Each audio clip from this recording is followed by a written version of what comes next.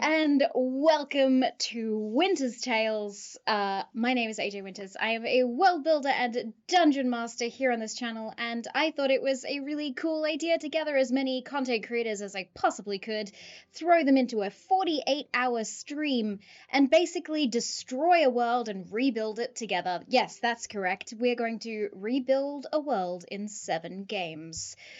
But in order to do that, we first need to destroy the world. So welcome to the 48-hour Calamity, and welcome to Game 1, featuring these 3 lovely people. Please introduce yourself, guys. I would love you to tell the people where they can find you, but don't give any details about your characters yet. We'll start with the lovely, I think I'm doing the right directions here, Fall. Hi, I'm Fall Cosplay, and you can find me at Fall Cosplay on Instagram, Fall Cosplay 1 on Twitter, and some other social media places as well. I am an actor. I play Nixie in the D&D web series One for All by Dear Stalker Pictures on YouTube. So that's a lot of fun, and that's how I got to meet these lovely people. So I'm very happy about that. Yeah, I love that so much. We basically just started gathering all of the female TTRPGers in Australia. We were like, come hang out, come be my friend. Ooh, love it. Yes. Second up, Dale, right below me. Hi, Dale. That's me. Hi, I'm Dale Kingsmill. I'm a YouTuber, and I make videos about kind of elaborate, vague, and evocative homebrew D&D rules. Look, you can find me. I'm on the internet.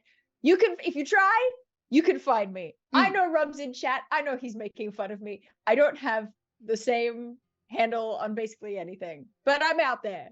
It makes you unique. Yeah, and that's a good idea, not a bad one. It's good, like a game to find. Ooh, your bingo. Games. That's it. It's a scavenger hunt. Yes. Yeah. I mean, only the most dedicated, can then find the you, most brave adventurers. That just gave me flashbacks to when I made my Tumblr way back when, and I did actually have a scavenger hunt. And you can for people also to find that. That's amazing. That is amazing. And last but certainly not least, we have Clem over this side. Hello. My name is Clementine. You can find me here on Twitch. I am actually a just chatting streamer, and I am the epitome of working my way into infiltrating D&D content creator space. I am not a content creator for D&D, but here I am anyway, and I'm here for it, and I'm loving it. I'll get to all of the content creators, but we'll start here on Winter's Tales. It's been an absolute pleasure. But you can find me here on Twitch. I do have the other socials. Twitch is my main one. We do a lot of discussion content, a lot of philosophy. Today we talked about why we crave external validation as an example. And tomorrow we'll probably talk about, I don't know, pineapple on pizza again. That whole shebang. Why not? What was the consensus of why we need external validation? What was the consensus? Well, actually, we had a really nice comment come through where it turned it into a bit of a positive light where, we can all talk about how it can be learnt through school. We have these grading systems that teach us to have external validation. Some of us might need it because of our love languages or that kind of stuff. And someone's like, it's just a reminder that humans are social creatures and that external validation can be a form of recognizing that we are being accepted amongst our peers, and that can be a good thing. And by the way, ladies, I will think that you're all very amazing. Thank you. I needed that external validation. External validation. Words of affirmation is my love language, so that's great. There we go. Absolutely brilliant, and such an honor to have the 3 of you kicking off this 48-hour Calamity, especially with Clem saying that you're going to sneak your way into D&D content, because I had to convince Clem to be in a D&D game not but a few months ago, and now I'm just roping her into all the stuff. I'm saying yes to it all as well. It's great. We love it. We love it. Okay, well, I think that's all that we need to know for cracking into this game. Tonight, we kick off the 48 hours. For this particular game, we haven't set up our donations on Ko-fi, i.e. like you can donate a certain amount to cause havoc with this. If you want to donate to cause havoc, you can just kind of maybe potentially just do that, because again, we haven't set it up for this particular game. But for the games moving forward, they will be, so stay tuned for that. But for now, let us crack into this first game, the actual Calamity part, right? We gotta destroy the world first to rebuild it. So you guys ready? Yes. Yeah. Absolutely. Let's Okay. get it. No. And that is the You're not dynamic ready. that we can Yeah. expect. Yeah. I love it so much. Okay, well, let's build the scene, shall we? Air, a quality that should be available to all, free and unending, and yet, for a particular group, deep in the silver mines of the Ceridian Empire, it was an aspect that was not only being taken away from them at a very rapid pace, but also its loss marked the only forewarning the people of this continent had. The rock formations cracking and crumbling, first deep down in the rumored undercities, and then to the city of Seven Bridges itself. As the last ounce of air escaped the chapped lips of these forgotten civilians down below, the world itself seemed to hold its breath. For this was the beginning of the Calamity. However, it is not where we will start this particular game. No, instead, in the city of Seven Bridges, not but 24 hours before, the three of you are gathering in the royal palace for a ceremony of sorts, a coming of age for one of the princes of the two queens of this city. Something that should be significant, and as it is very special to a particular queen, to be done under the full moons. That is, the 7 moons that circulate this world, each a different colour. This is a significant event for not only the royal family, but also for the three of you, for it is legend in your circles that you were raised in that any time where the moons are all full at the same time is a potentially dangerous time to be conscious of the world's stability?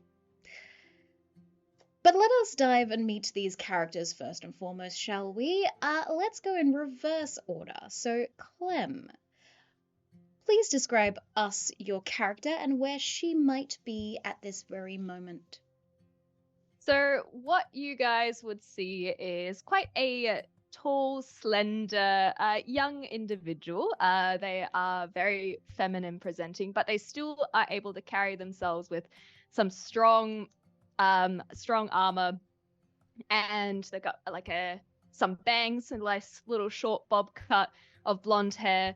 And beside them they have a great big sword. And you might notice that with her gloved hands, there's a bit of a little bit of a spark to this sword as well. And a bit of a spark to kind of this individual in particular. She will never be seen too far from one of the many heirs to the throne. That is correct. And she in particular is kind of shadowing that of a young princess as well. Not dissimilar from her age. We're thinking kind of early 20s. But what you do notice is just how tall she can carry herself, but there's a bit of an aloofness as well, a bit of a sly, smug smile always happening, and constantly observing her surroundings and particularly the people that might be in this place. And you guys will know her as Finley Fremont.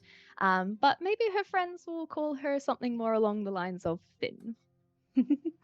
We love that. Well, in this particular location, that being the palace itself, let me describe to you what you might be seeing. So, this is not only the most extravagant building within the city of Seven Bridges, but it also has a lot of the most valuable resources built into the decor. Being that this city was founded by the splitting of two cliffs revealing a silver mine on one side and a copper one on the other, this tower, this palace, is built from silver beams, coppered features sort of woven into the marble, and then in the center at the pinnacle of the roof within this royal room, this entranceway where the thrones might be placed on a special occasion, you see sapphires hanging from the ceiling that seem to sort of glow slightly.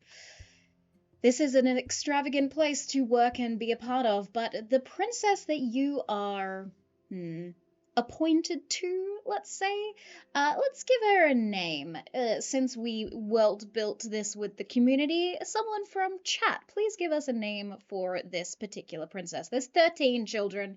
We're destroying this world in game 1. There was no reason I needed to build some of this stuff. Until, we needed it. So anyone got an idea for the name of the princess? Put it in chat for us. Yeah. Absolutely. That We're going to go with Penelope from Southern Skies. Thank you, Southern Skies. Thank you very much, Penelope. So Penelope does not want to be here. You can see that she is frustrated with the day's events, especially getting up so bright and early that morning, with all the prim and proper nature that comes with being a princess, being put into a god-awful corset, being draped in jewelry, powdered to the 10th degree on her face, which she doesn't need. She's got flawless skin anyway. She's, not reached that age where, like, wrinkles start creasing in the skin, so she doesn't really need anything that covers it up. But she's kind of annoyed already, and it's only maybe 10 a.m. You see that a silver tray gets brought across with scones and muffins and little cream buttons, and she immediately takes two, like double fisting, and starts eating one after the other. She is done with the day already. She looks over to you. Must we? Is this really what our day is going to be? I don't really understand why it's such a big deal for your brother as well. Like, I get that we have been working towards all this moon stuff, but I mean, I probably should be a little bit quiet about this, but we have. I'm just saying it's very hot, and I am already sweltering under this armor. Yeah. I can imagine you'd be doing the same.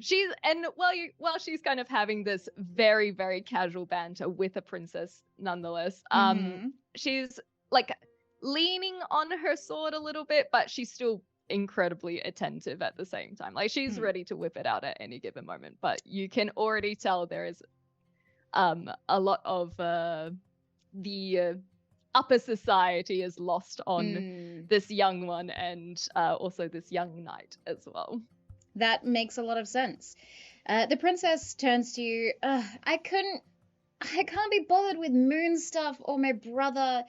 Aradon is the most selfish of all of my siblings, but mother loves him, so I don't know. I just wish the sky would fall down on me and we could just nap. That'd be great. Hey, you know what they say, this is kind of like the time for that to happen, or isn't it? I guess. Oh, yeah. Oh, I mean, we learn a lot about the end. No, okay, they don't talk to you about all the, moons and retrograde and anyway. I mean, if they did, I didn't listen. Yeah, fair enough. It's not that exciting. Can we sneak out? Do you want to sneak out? So Finn's gonna look around. She's kind of paying attention to who's looking, and she goes, yeah, screw it. I mean, my job is to follow you. She grabs your hand. It's not to keep you here. And she starts leading you sort of out of the back entrance of this throne room and down a few corridors to escape out of the palace if you can.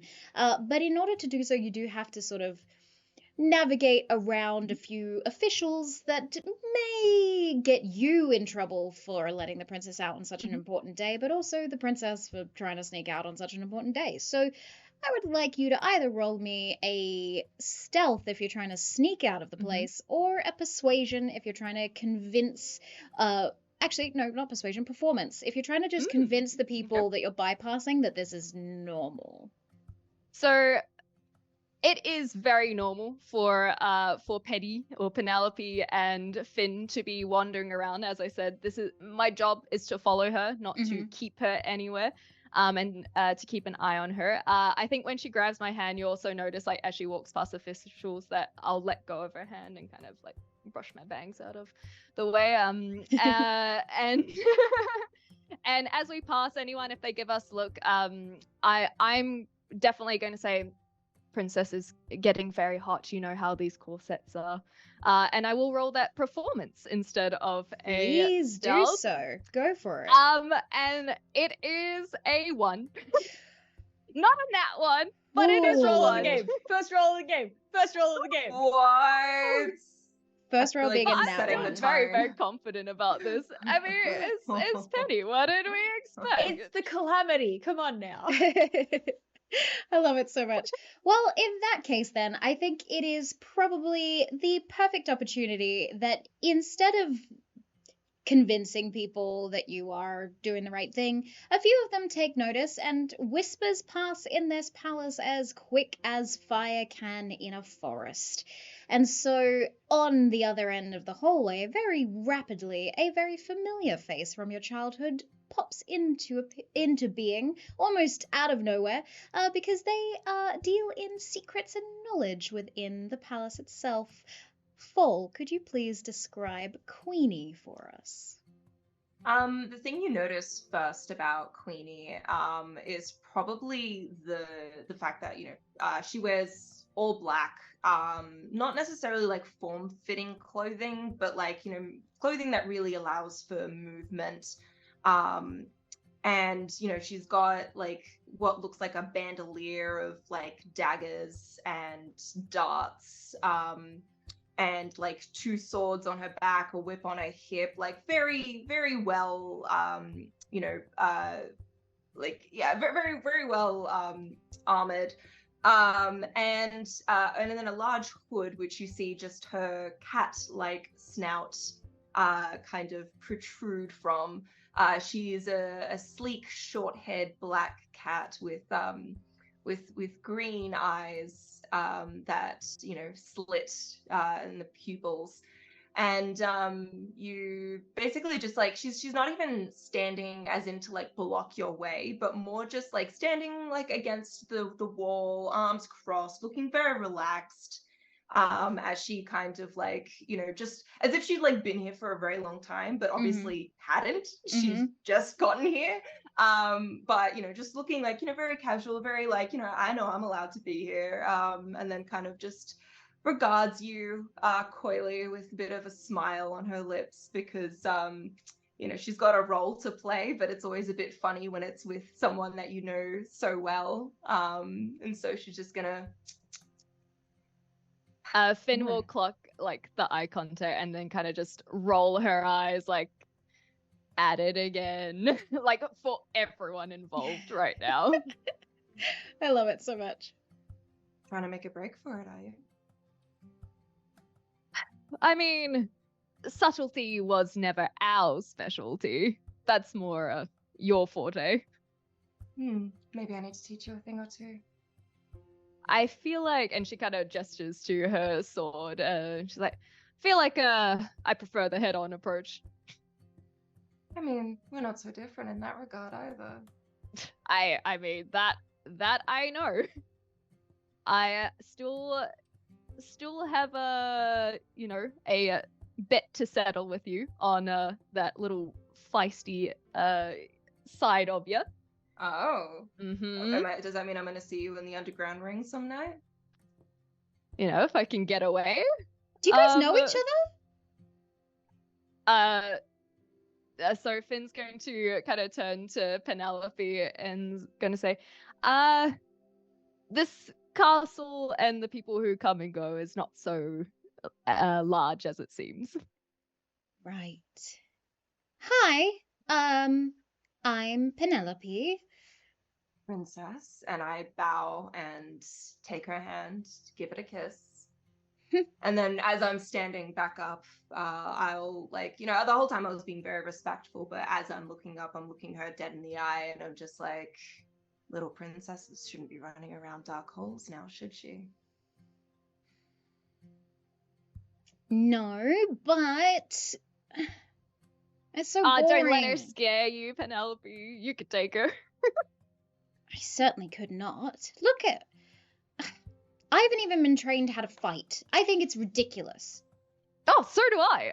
I mean, I'd be happy to show you a few things if they would let me, but you know how it is with these. And she kind of gestures back to the ceremony customs. Mm. So Are you where going are to you help two us off sneak to? out? It depends. Where are you going? Into the city?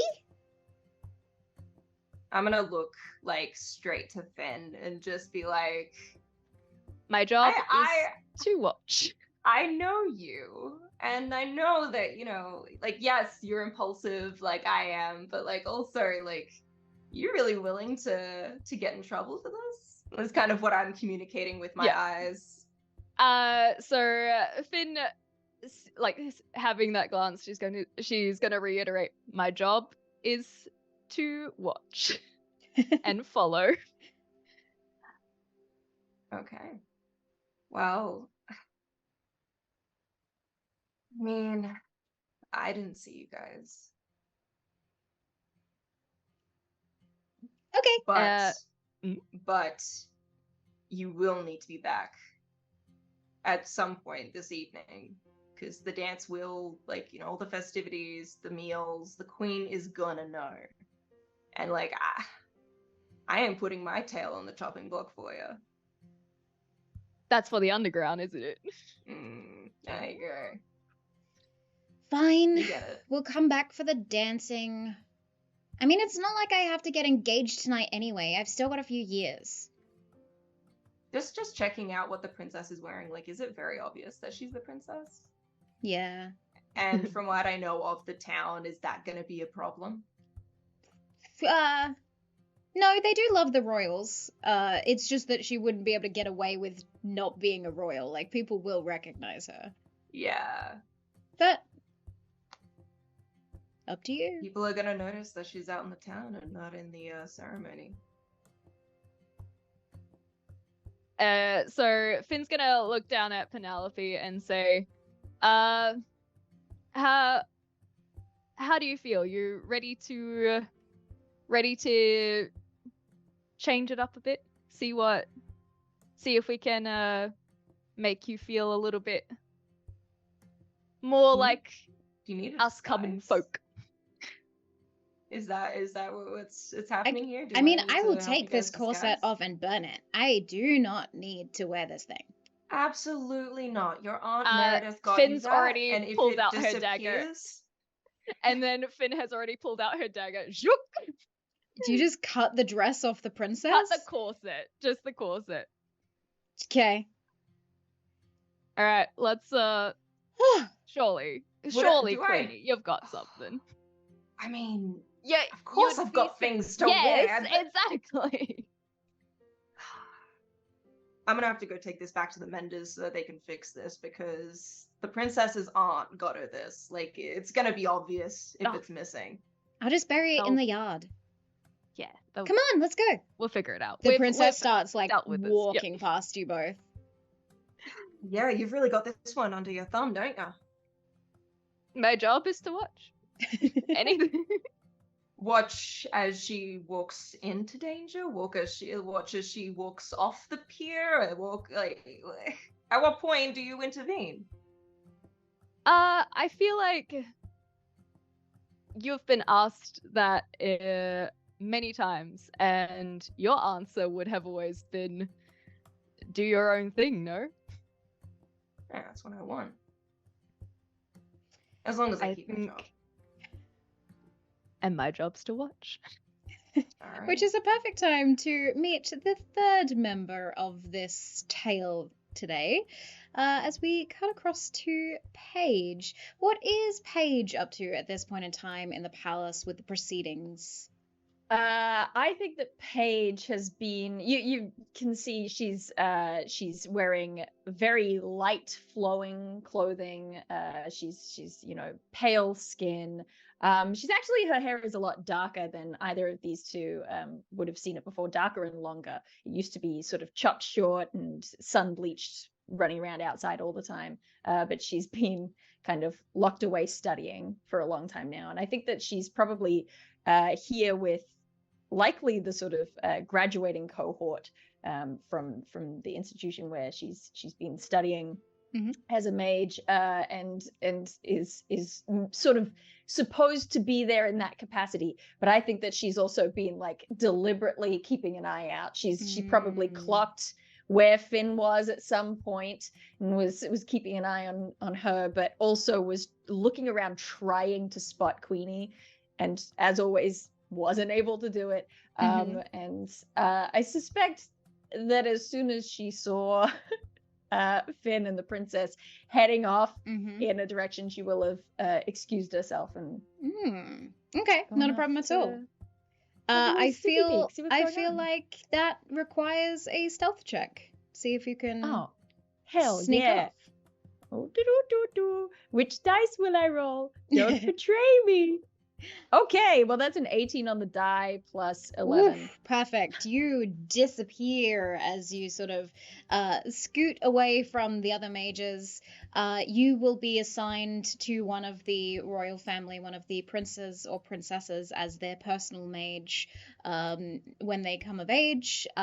Penelope hasn't reached that yet, just has a guard that is of her age to make it simpler, but we'll see how that pans out in the future for that particular princess if she lives. But you will be assigned tonight to one of the other royals, or that is what they've told you. But as you sneak off expertly, you find two familiar people that you were semi-raised with as a kid, sneaking a princess out of the palace. Excuse me, are you doing shenanigans without me? What exactly do you think? Is that, of course, are you undressing the princess? No, that's why we're escorting her out. It's nice to see you too. Finn is also going to chuckle at Queenie and say, it's like it's perfectly on cue. Always when she's wanted. Always when she's wanted. We've always known. The three of us, come the full moons, we're all going to be here. Of course. What is with this full moon thing? Oh, look, don't worry about it. It's fine. Yeah, it's old tales that are trying to scare everyone, literally. Okay, well. I'm gonna take him to like an outhouse that's like probably where I like store my shit. Like I've got like caches like everywhere, but like this is just kind of like one of them. So it's like going in, loose floorboard, taking it out, and then it's just like a huge closet of like different types of clothing, and like not just even like, you know, like ranging from like, you know, noble to like peasant, but like also of different like regions and areas. Very cool. And so like you just see like different type of garbs and things like that, and like other things that kind of maybe look like potions or like, you know, like disguised self scrolls and things like that. So this is kind of like a bit of a cachet that most of the spies are aware of. And then also a list at the front where it's kind of just like, you know, so and so checked out this costume on so and so date, you know, to return on so and so date. Yeah, so we're all on the same page. Queenie, I know you know, but I feel like I don't say it enough. You scare me. Good. I missed this. I missed this too. It's so good to see you. Yeah. All right. So Finn's gonna lean against the wall before Queenie takes over the disguising and is going to say, "Hey, Paige is holding up different garments against the princess. and Okay. Finn's going to say, it would probably surprise you, princess, that not that long ago we were trying to dress up like you, and now look how the tables have turned." Why? Corsets are horrible. Genuinely. We all learned that very quickly. I agree, I look but at I my look mail, really my plate good mail. in one. Yeah. Yeah. I mean, look, again, depends which type, because you are tight lacing yours, whereas compared to, say, like, the working women peasants have a bit more less structured. It's a lot more comfortable. Yeah, can actually help. Actually, when you're lifting speaking things of, I as well. actually have one, and I'm gonna pull out like just a normal, just normal working corset, and give that to the princess, to put on underneath her other garments. Okay. Do you also have something kind of like a, I don't know, like a scarf, so I look like this is not official? And A she scarf? gestures- Sure. A scarf? You think a scarf is gonna cover that? a Look, cape then. I'll get you a cape. Yeah, we got heaps of capes. We got so many capes. And like it's a whole rack, and it's like velvet and like brocade and like all that sort of stuff. And I just pull out this really shitty looking one, and I'm like, that'll work. For every Okay. occasion. We love it. Yeah, that's a little less official. That's the one. You see the princess trying to get out of her dress, is struggling a lot. She doesn't dress herself. Maybe you should help with that, Finn. Yeah, maybe you should do your job, Finn. Maybe you should undress the princess. Finn. Yeah. I have it. I will go over and help that final tie, and I will look at Queenie and I will look at Paige, and I will just go, "Shut up." I love it. Once you are all dressed in relative disguises, you start making your way out of the city Oh, yeah, center, Paige. like where the palace is. Yeah, I'm assuming you're coming with us. Would I miss it? No. I mean, I'll be coming too. I've got my sending stone, so if anything Yes. happens back at the castle, I'll know. Yes! The trio together again! Gangs We're back unstoppable! together. Plus, And then, princess. Yeah, Finn will look down to Princess and say, "Don't even sweat. We're gonna have some fun today. We're gonna, if the prince gets to have his big day, we can have some fun as well." Yes. Oh, I did hear that there was a new market in town, and also that they're putting on a puppet show. We could go to That that. sounds right. Yeah. This is great. I do feel like we could dream a bit bigger, but this is a great starting point. I like the Yeah. cut of your jib. Let's start heading into town. I know that with these moons aligning, there are a lot more interesting things that might be going on. But the market will have some. You know what? Have you ever tried a moon pie? I mean, there's gonna be like 7 different flavors of moon pie. Moon pie. Wait, I'm sorry. Are you telling me a princess of this kingdom has not had a They moon pie? don't bring them here. It's like, But they make I them don't- in the kitchen. I eat I them.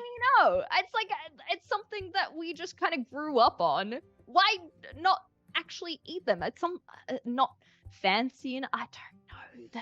How about for today, I am not a princess, and we just spend the day doing what you 3 would do, because you seem like you're friends and sneak out a lot and get up to Yeah. scandal.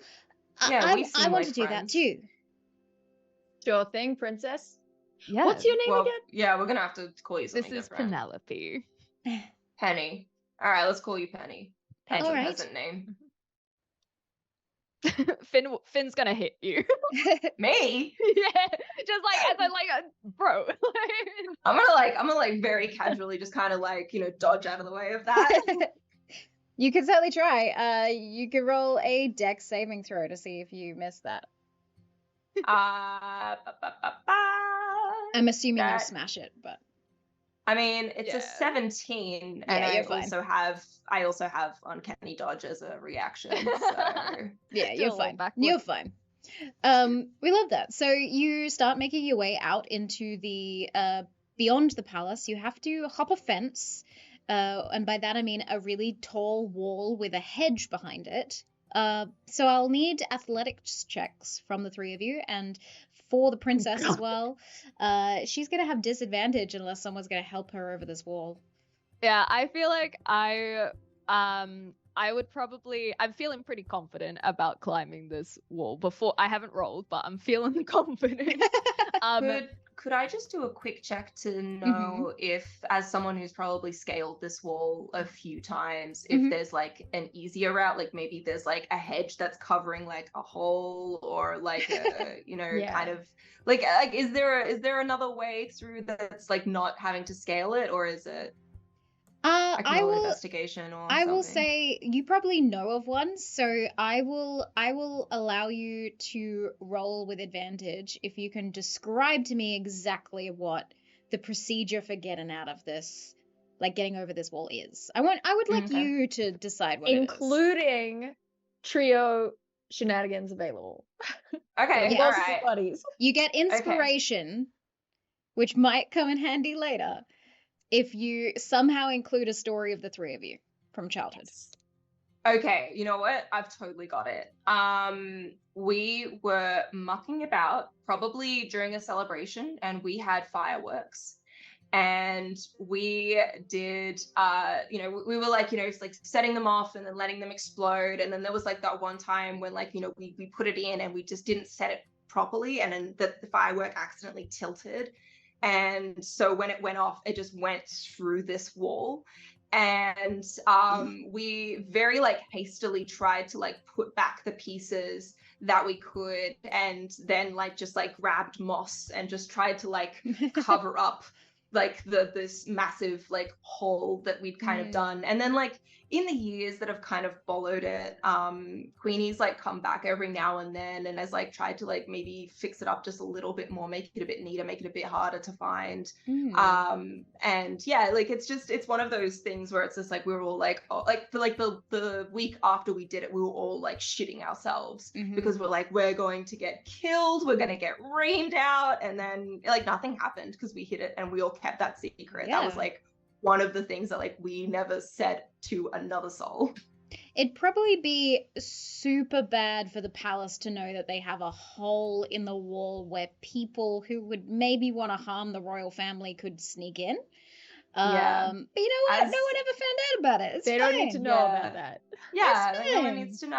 Yeah. If anything, it looks kind of scary because there's like moss and like some thorns and vines like gnarled over it. branches. Yeah, so it looks like that looks like it's gonna hurt, that kind of a deal. They're definitely a deterrent to assassins. Anyhow, roll with advantage for me, and the rest of you can also do so. Going through this hole that you created with a firework, which is really impressive. Hell yeah. So we I all get rolled it. advantage? Yes, you all get advantage. I rolled a 30. Nice. Wow! 17.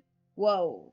Oh wait, Oof. not with the advantage. With advantage Okay. is 24. Nice. This is setting the standard very high when I've realized that this is like the only skill that I have only a +1 in. Oh, but it's a no. natural 20. This is Oh our my domain. goodness. Yeah. Sneaking Sneaking out is of the what we do. palace. Yeah, apparently. And we love it. It's absolutely freaking incredible. The It's three of meant you to be. immediately get through this like hole in the wall. It's so quick and easy, and then you just hear a ow from behind you as the princess has scraped her leg on one of the thorns that you had mentioned earlier. Are you okay? You made What- it look what so happened? easy. What- How did you just go through the Ow, I'm Oh, bleeding. I mean, I do have a lot of armor on me, but it happens. Just rub some dirt in it, it'll be okay. We won't rub some dirt on it, but it just there's things that happen. Can you just help me get through the wall? Just grab my hands. They won't execute us for bringing her back wounded, right? no. Nah. That, Maybe. Look, Maybe. I mean, you No. didn't learn any you learn any useful magic spells when you were learning how to be a mage? You know what? I fully did. You fully did. Aren't you graduating today? Like, isn't this spending a like? spell slot on this? But I am gonna do it. I mean, All right, Penelope, it's your just trust. a princess. Paige is gonna look after you. These are Ah. the things that we do when Ah. things go bad. I mean, yeah, the fact that this is 24 hours means that we ain't long resting, so Ah. yeah. All right, I can't cure wounds. Oh, that feels so much better. Thank you. Yeah. Maybe if you're lucky, you'll actually be able to learn some of the stuff as well, Penelope. Most of your brothers have kind of by this time already learnt bits and pieces, or at least how to swing a sword. Yeah, I don't know. I think our mums have a strange way of setting us all up for different areas of greatness, and We get that. I just She'll don't look at think the other two. magic or fighting is what they want me to do. I keep training with my singing, but I'm not much of a magic user. What do you want to do? Hey, don't knock singing. Yeah, I want to be an singing, inventor. Singing can go. Ooh. Ooh. Yeah. Okay. Maybe that makes sense why singing is not as important. That's great. I feel like we'll be able to show you some stuff that might inspire you down Okay, in the city. Yeah. let's go. And you guys will notice that Finn's kind of like, wait, how did I not know this about you? This is quite sweet. To know you. Oh no, did we lose Queenie? I think Fall's frozen. No. No, Queenie! She's just being Queenie's silent. just like, sneaking around in the background. While we wait for Fall. Yeah, I didn't realize that that's what you wanted to do. I mean, you can tell me this stuff if you want. Sure. It's not Yeah. a secret. Oh, we've lost it completely. Technical difficulties. I believe. Uh-oh. Well, wait to hear from Fall. We will do it. We'll go to a be right back screen. Yeah. We will be right back. Yeah. After that long and arduous journey. And you saved a mermaid? I sure did. No. I mean, it does make sense when you talk about the whole centaur, like all the equine kind of creatures coming together under one sky. Yeah. I mean, yeah. The only thing that like I'm still trying to wrap my head around is the fact that it was a reverse mermaid, like fish had like woman legs, just crazy. Communication was hard, but I can we got there. imagine. Welcome back to Winter's Tale. So sorry about the calamity is already starting to affect everything apparently, but that's okay. We've got some internet stuff, and then something happened with the tech issues, and the guy with the sweater came around, and now that's canon. So you guys determine in chat who the guy in the sweater is. He's the harbinger of doom. Uh-huh. If you see him again, bad stuff is happening. Literally and storytelling wise. Metaphysically. Okay, where were we? We were headed into town. We were heading into the town with for the princess. moon pies and puppet shows. That's correct. Moon pies and puppet shows. Absolutely no calamity happening yet. Please do go on with what you were telling us about. You're heading into the city. Mm-hmm. Well, I mean, I'm down for a moon pie. It's been literally years since I have had one. I still don't understand. Yeah, I'll probably take them the back streets, like the streets that aren't going to be as bustling, so we're not having to move through large crowds. in my line of work, I try to avoid large crowds unless I'm tailing someone. So like, yeah, just like taking them through, like, you know, I know this town pretty well, so yeah, just taking them around the back, and then to like a place where it's like they have like the best moon pies, but like no one knows about it. It's like, you know, so it's like, you know, you there's no line. It's great. I love that. That's perfect. Well, as you skitter into the main city, let me describe a little bit of what you are seeing. So, this particular city, the city of Seven Bridges, is a place filled with sun-warmed plaster and copper rooftops, a soundscape of large cogwheels ticking and water flowing. There are hydra and solar-powered tech fed by magic from the Ember Flow, one of the 6 gods known to the mortals, the 7th one maybe not so common knowledge. Gnomish practicality in the architecture meets with aesthetic and utility. So the roads are well labelled and mathematically influenced in their fractal design, the solar magic heating the buildings from the inside and the water cooling it when needed. And you see the 7 bridges that span across, joining the 2 cliffs together, that are all beautifully carved out of copper and stone. It is just a stunning visage with the flowing clear water below, and just people going about their day in this gorgeous city underneath the sun.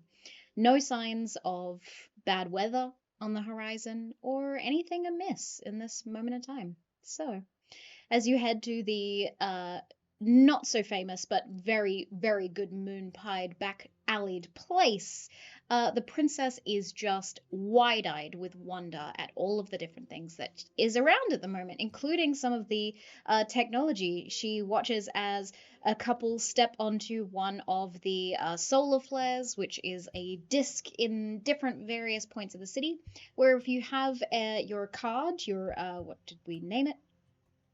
A Cyro Pass, you can teleport between these solar flares using sun magic, light magic between them.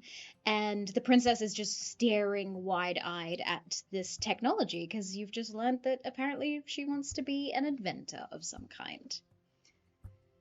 You hand her a moon pie?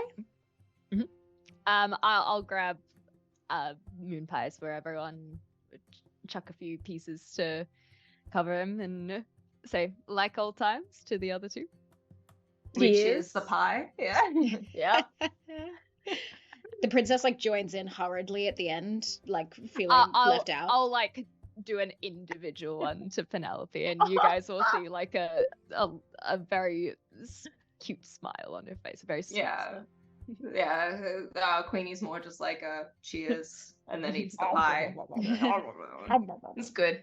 If I make an Arcana check, can I just want to, first know whether I know how the sun discs work. Okay, yeah, go ahead. Well, you would know relatively as a mage, like the standard. Great. Well, then I'll just used. Yeah, I'll just start explaining like bits and pieces of how the tech and magic works to Penelope. Cool. I'm definitely explaining more of the actual magic rather than like I'm just slipping that direction. Yeah. But I'm trying. You're doing your best, and it works a lot.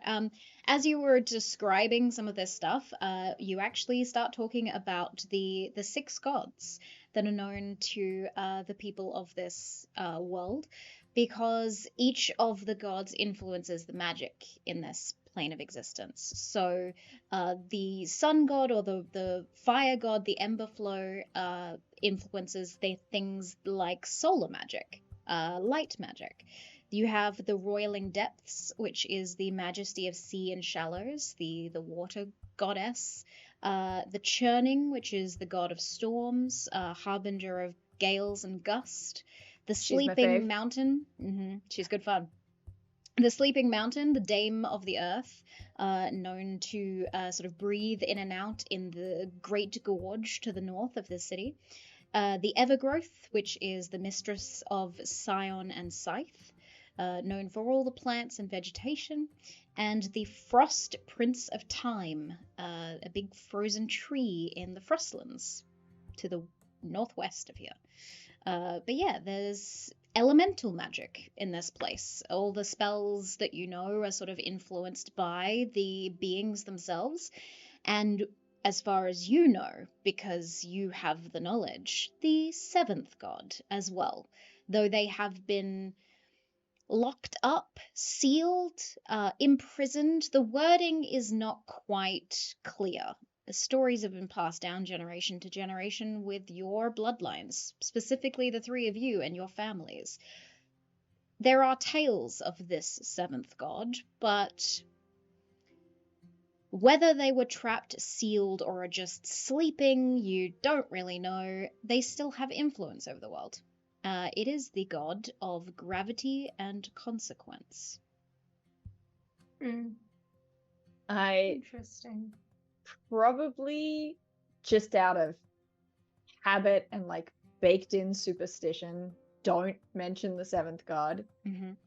Even though, I mean, in my head, I'm going over, yes, of course, in the city of seven bridges and under the full light of the seven moons, of course, six gods make sense. Of course, of course.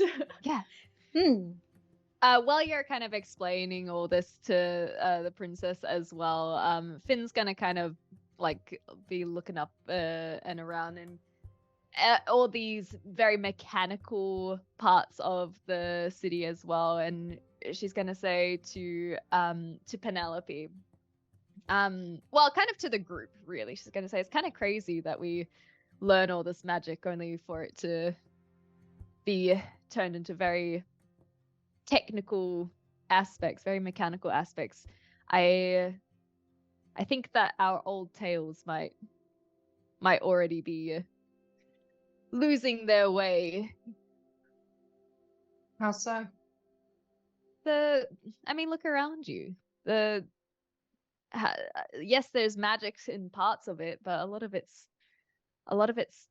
people, a lot of it's things. And then she'll kind of turn to Penelope and say, I think that it's a great idea to look into some tinkering, perhaps. Yeah, I mean, it's a great equalizer. I mean, it's been a very long time that people with magic have been able to use their will to bend reality, and people who don't possess that magic, having to just deal with the consequences of that. Mm-hmm. So if anything, like, I'm speaking for myself here, but I think it's been quite good that, technology has gotten to this point. Of course, I know that you guys, learned and practice your magic, and that's fine. I'm not saying anything about that. I'm just saying it's nice that we can go toe to toe and not have to Hey, if be I too could have unequal. not learned a single thing about the old ways, I would have been happy. Yeah, well, they really took you kicking and screaming, didn't they? Fighting as well. I think having an equal playing field would be a good thing. Like if I was able to craft a certain idea that I have in my head using some solar magic and maybe some hydropower and maybe a little bit of... That sounds like you do have an idea in your head. I Come on, might. out with it. Well, Yeah. Go for it. I just thought, so in the palace how the sapphires from the rooftop sort of act as a light source? Yeah. That's not really common around the city, right? But what if we were to enhance the light source and also the crystals by uniting them? I mean, the city is run on solar power and hydropower. What if we were to harness the sapphires as well and create like a more powerful power source to enhance the city? And then everyone could use the technology and not just be succumbed to being eighth in line to the throne, I'm gonna look at the other two and just be like, is that feasible? I Seems kind of pretty like, feasible. yeah. Yeah. God damn. I think we're all kinda- a little bit shocked. Yeah, you kind of see Finn get a little bit frustrated as well, and she's like, we have all of the teachings that we get told over and over again, like look at you, Paige, having to work on all of this magic and you know, the sorry, the teachings that we have, like, and now you yourself, Queenie, you're hiding in the shadows, and you've never really needed any of that as well. The things that we have been taught are they even applicable? Like, what are we doing? I don't get me wrong, like, I love being here. I love being around you, Penelope. I love being able to I don't know, but something about everything is Queenie's just... gonna cover Penelope's ears and just be like, let's not speak treason around the princess. We all have our role to play, whether it be to spy from the shadows, Yes. become a boring advisor, Yes. or watch. You're right. Sorry. Yes, you are, as always. Hey, look, I forget myself. We're on the same page here. Like, you know, we know we're good. It's just we can't. Like, you know, she's smart, but we can't trust her. I can read lips. We can't trust her. Can't trust me with what? Oh, then go back and tell on us. I wouldn't Finn, do that. Yeah, Finn will look at Penelope and kind of look back at you two, and she'll just kind of say, I don't think that's the issue.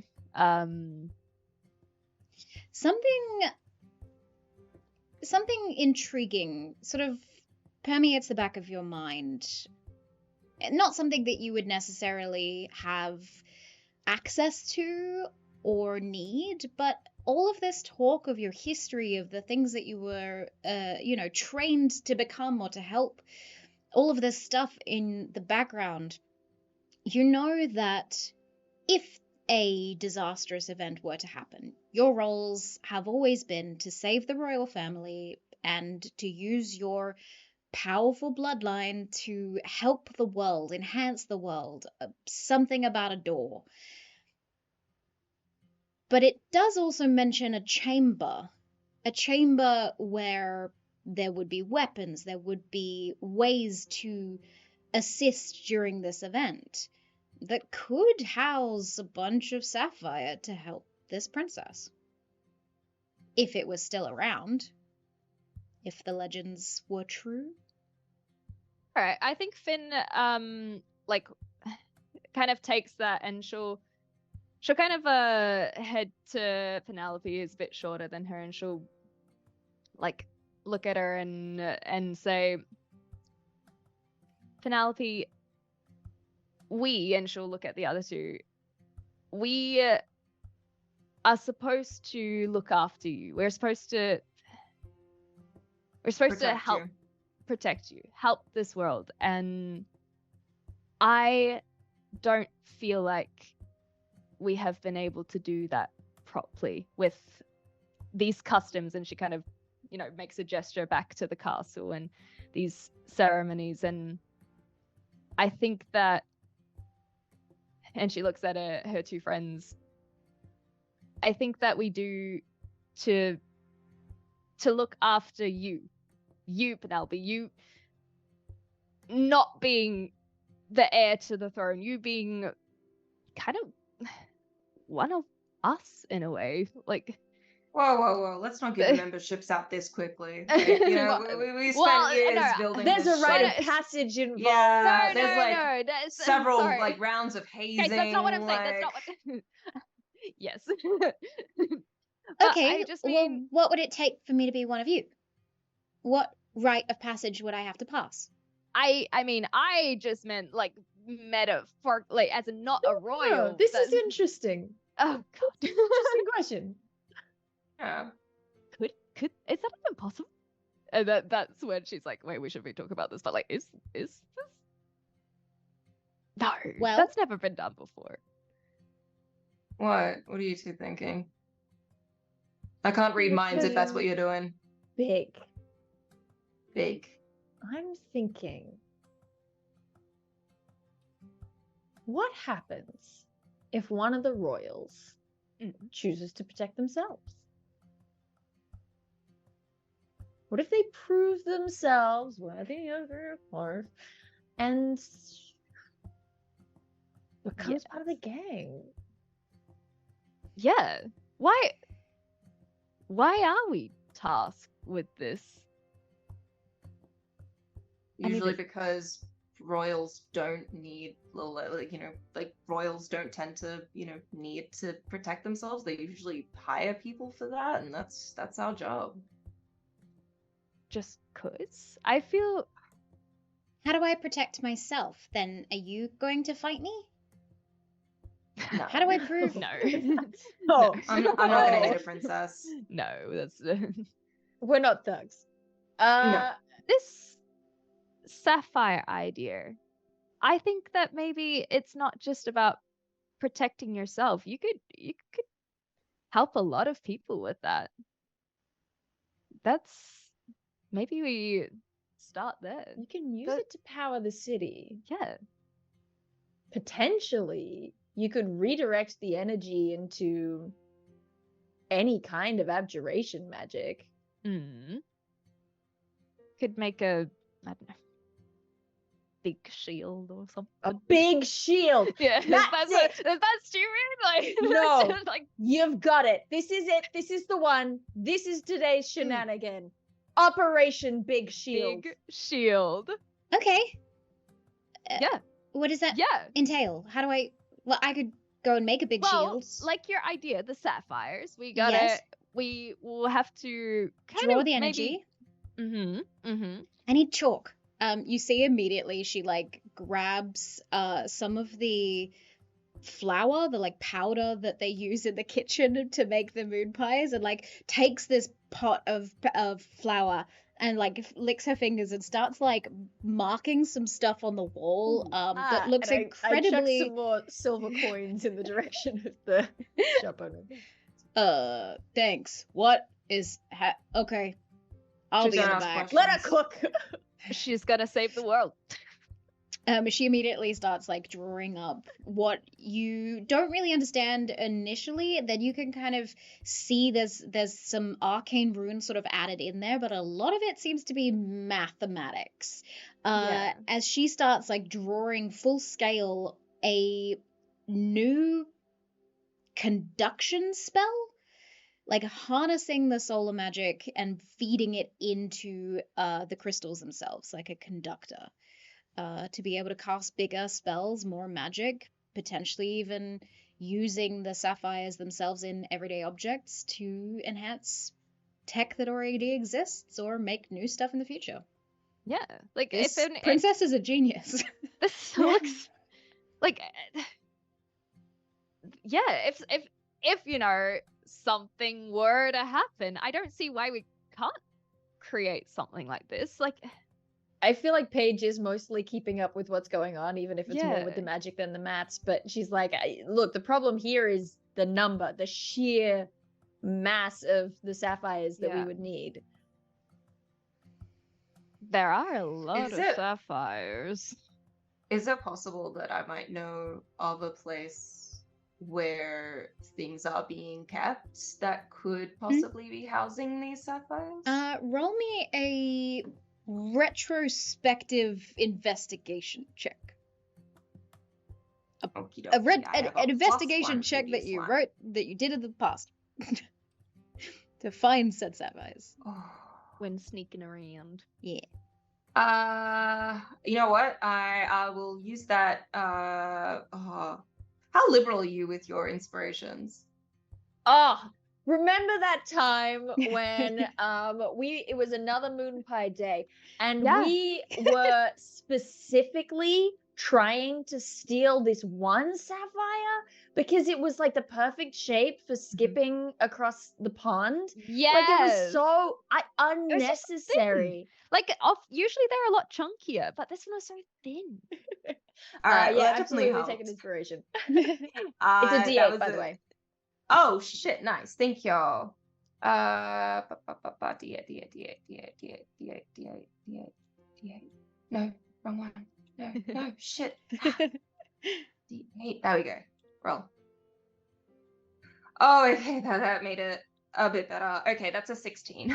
Okay.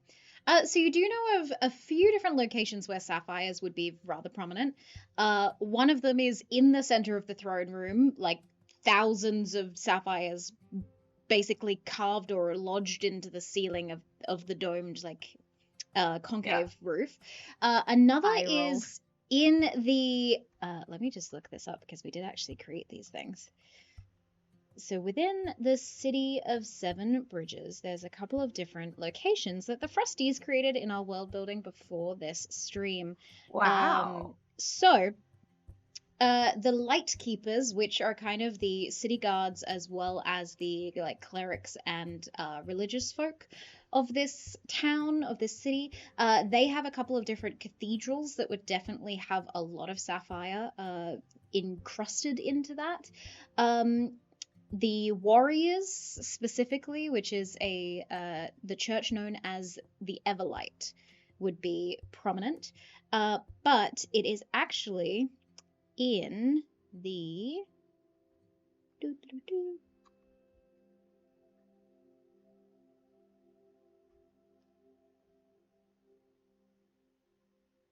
We'll make some elevator. We'll just vamp in the meantime. It's Anyone got some bits? Yeah, it's the Celestial Globe. Ooh. It is an entire sphere made of said crystal that is used as an opera house for the upper elite. Their opera house is made out of sapphire. Everything is made out of sapphires. It's a sphere of sapphire that they sing within. Does that mean if bards perform in there that it like amplifies their power? Oh my god. Yep. That's pretty sick. You said it. You said that. You can't take it back. That's pretty sick. It's pretty sick. That's what would happen. So Alright. Those are the locations that you know where there would be a lot of sapphire to utilize. And also, you would also know of this story long ago of the chamber that would have weapons and utility devices in it for your organization. Finn's gonna bend down to or kind of be watching everything and kind of like look down to Penelope and she's just gonna say, "This is amazing. Like, Thank you. we have to tell your mums about this. This is No. well, you have to. No. You're really onto something here. You don't realize how like special you are. It's I will tell them once I have created something that they cannot ignore. Something that will showcase me as a royal and as a future heir as someone to take seriously, rather than just being eighth in line. Finn's gonna look at her two friends and she goes, "Yep, we get that." You know, Penelope, I don't think it is of coincidence that you feel this way. I think that we've all kind of gotten through our lives and through our customs, and we've all kind of looked at trying to do something different. So yeah, when I'm here for you, Penelope. I will, and she kind of looks at the other two, and she'll say, "I will always find you," and then she's like, looks back at you guys, and she's kind of like, not tearing up, but you guys have heard her say this before. Yeah. I And mean, with yeah, that- we look back at you with a knowing smile. So, where do you head to? Okay, so we've got the Opera House is a great lead. What? Okay. What hints are there in the stories about this like secret eclipse vault? Well, the eclipse, as it was crafted or created, was a society, a bloodline, a gift passed down through generations of the ability to block out the power of one of the moons. Therefore, there is several chambers, allegedly, across the lands, underneath very important structures, like, for example, a palace, in which there is enough energy to utilize the shape of said palace to conduct some sort of power that would target a moon. It seems like bullshit, but the palace is shaped to, like, project something towards the sky if you were to try that. And then there's the opera house Nearby. as well, nearby. Yep. How far away? In the same sort of district, the upper Okay. elite. That's great news, because all the hoity-toity types are at the palace for the event. There's unlikely to be an opera on today. Yeah, I don't recall anything in the schedule. It's kind of all about the dance. Come Forget on now. about I have the plenty of time dance. for a little No, gemstone heist. Gemstone heist. Gemstone heist. Princess Huh? needs to be at the dance. No, but No I'm one's concerned. fun anymore. No, that's the problem. Is like the dance is going to be at the hall, is it not? Or is it going to be in the palace? God. It would most likely be at the palace with all the decorations and things that they set up at the palace If either itself. of you still love me, you would do a gemstone heist with me. Oh, we can definitely do a gemstone heist. Like I'm down for it. You know I am. Only if you promise to sing us that little gem. Come, yes, you could do it. You could do it. Okay, I have know always you could. wanted to perform at the opera house. Yes, Princess Yeah, it would be pretty fun.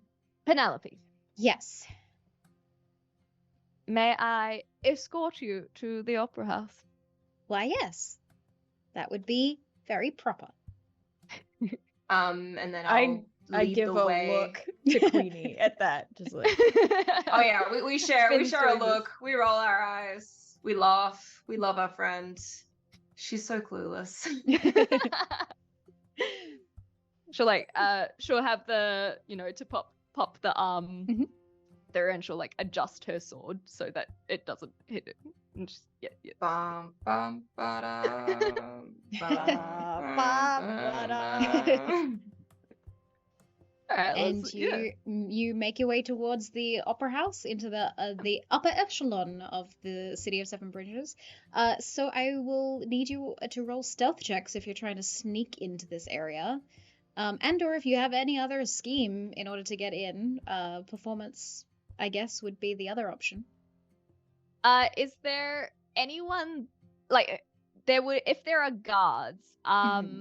Do I look like I would outrank them? Yes, probably, being that you are a personal guard to a princess. But currently you're all dressed as commoners. I mean, I've just got a little cape. Yeah, you could probably toss that cape off. you just, Mm, you just show might your also- little insignia. Might also reveal that you are a personal guard to a royal, and then reveal that you have a royal with you. But that is totally up to you. Would I possibly know the personnel here?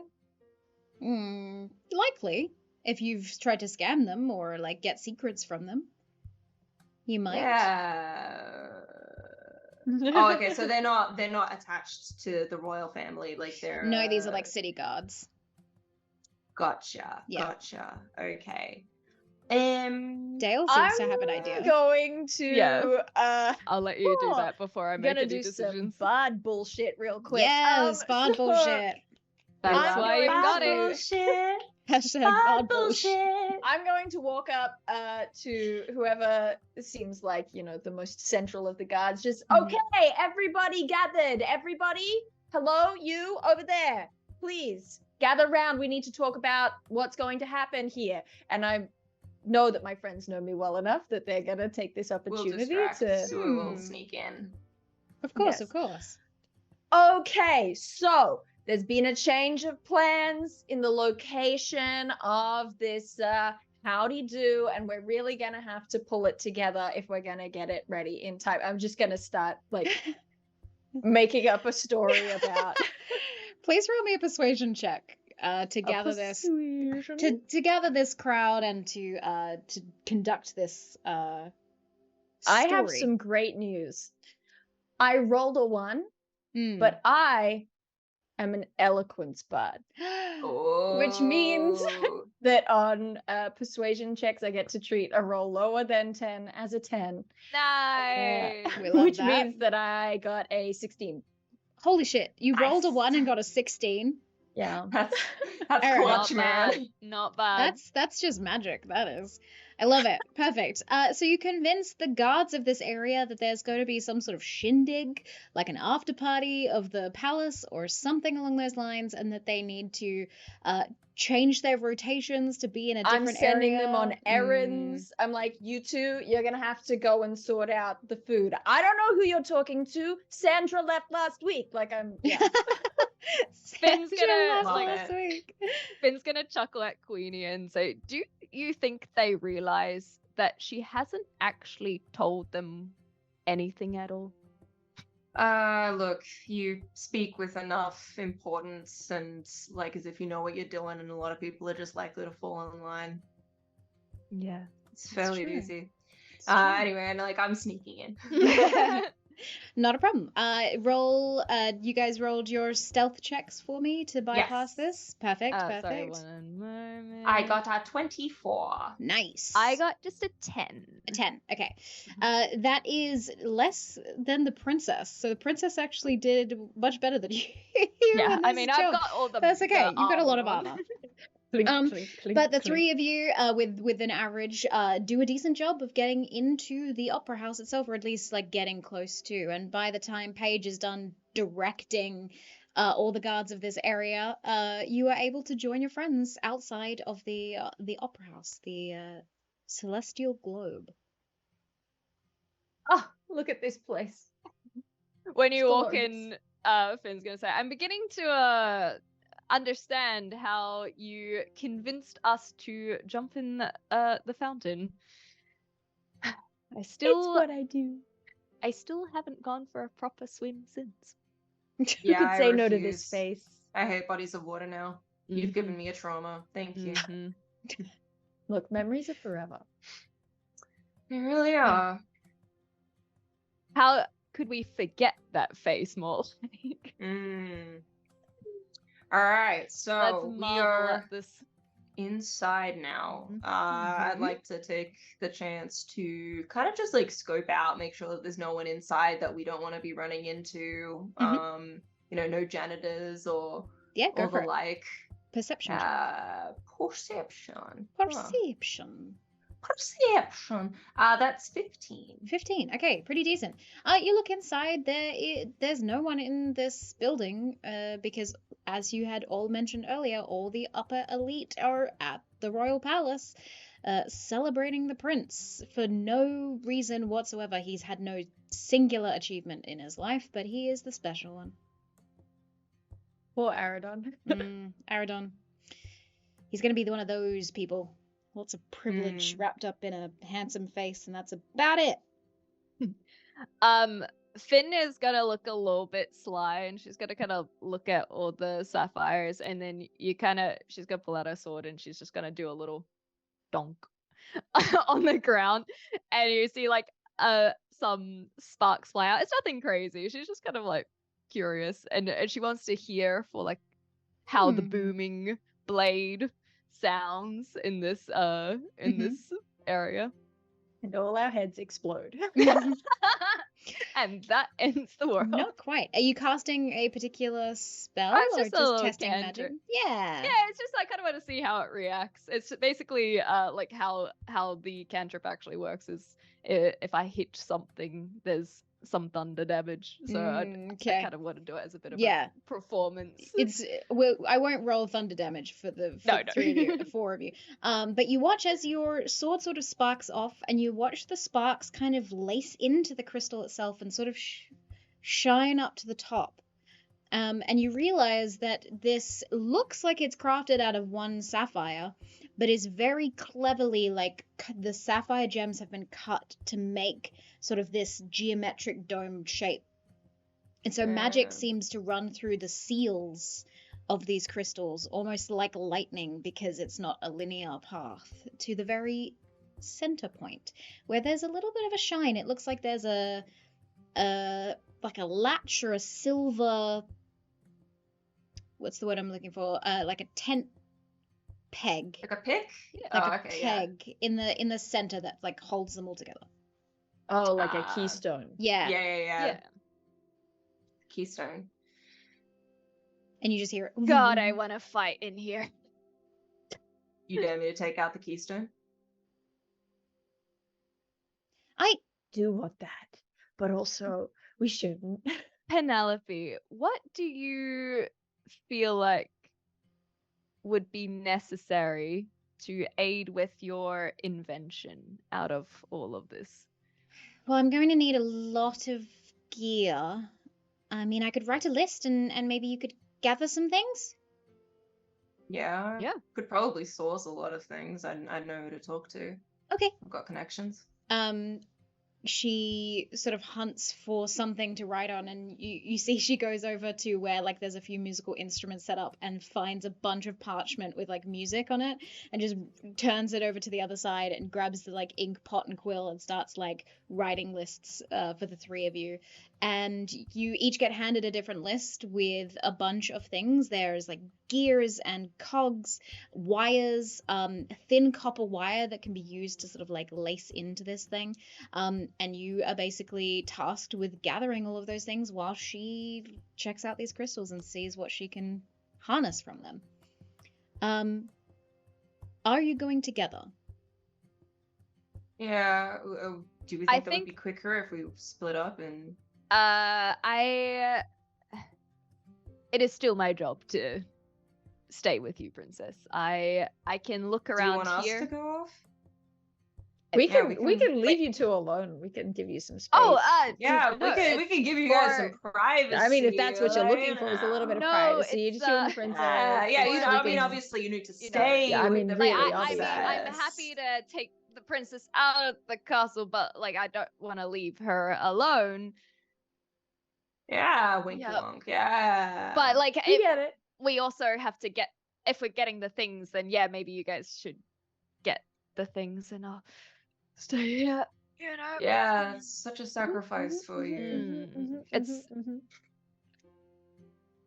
All right. Well, we'll be back in a second. We've got our list of things to do, and be safe. Don't do anything I wouldn't do. There's not much you wouldn't do. Yeah, that's true. That's very true. All right. And the two of you head off, and Penelope looks to you, Finn, and says, I think some of these things might be in the back, like a storage cupboard. If you could... I'll anything that's kind of around here, I can get that. No problem. You keep on I working swear to God, if Penelope gets kidnapped. Also, do we have solograms? You do have solograms, yes. A Okay, sologram it's like a little pendant looking object that allows you to cast a message spell, basically, to any other sologram that you have the coordinates of, or the like digit registry number. We can and you're text able to each send other group chat. Yeah, but it's like a my little pendant is my belt hologram buckle. message. Aww. Cute. I think mine would be like where for a suit of armor, and then often they have the capes that are tied the to clasp. the armor. Yeah. Yes, Nice. Very cool. I'm probably wearing mine like a locket. Nice. Yeah. Very cool. And yeah, you each head off to go and procure those items. So I'm going to need each of you to roll me an investigation check to see if you find the things on this list. Okay. 16. 16. Nice. Oh my gosh. My dice are turning on me. It's a natural one. No! Oh, I didn't roll much better. I got a 10. Okay. Very, very fascinating. Well, that makes sense.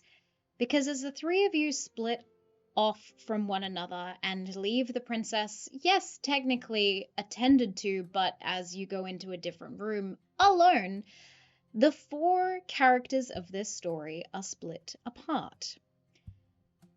And we dive back down to the minds of the workers as they take their last breaths. Something shifts in the underground.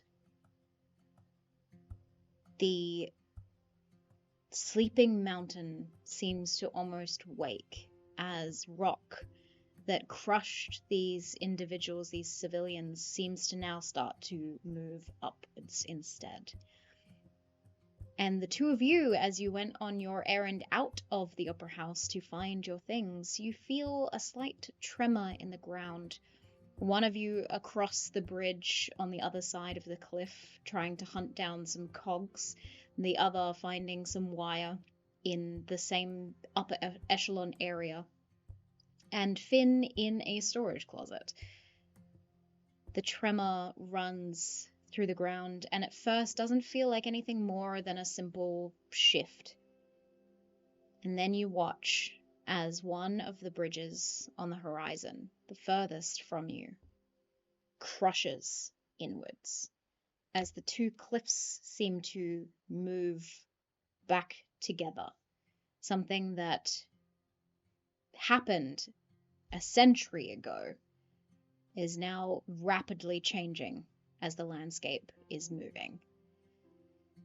And that is where we're going to take a quick bio break before finding out how these three characters get back to each other and what the princess might be up to in the Opera House. Indeed. She actually Okey-dokey. sent us off and she's the big bad.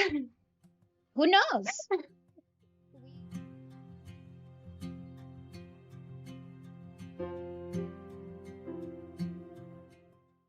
Hello and welcome back to Winter's Tales and to the beginning of the calamity, the 48-hour calamity that we're currently witnessing, experiencing, dreading, each to their own.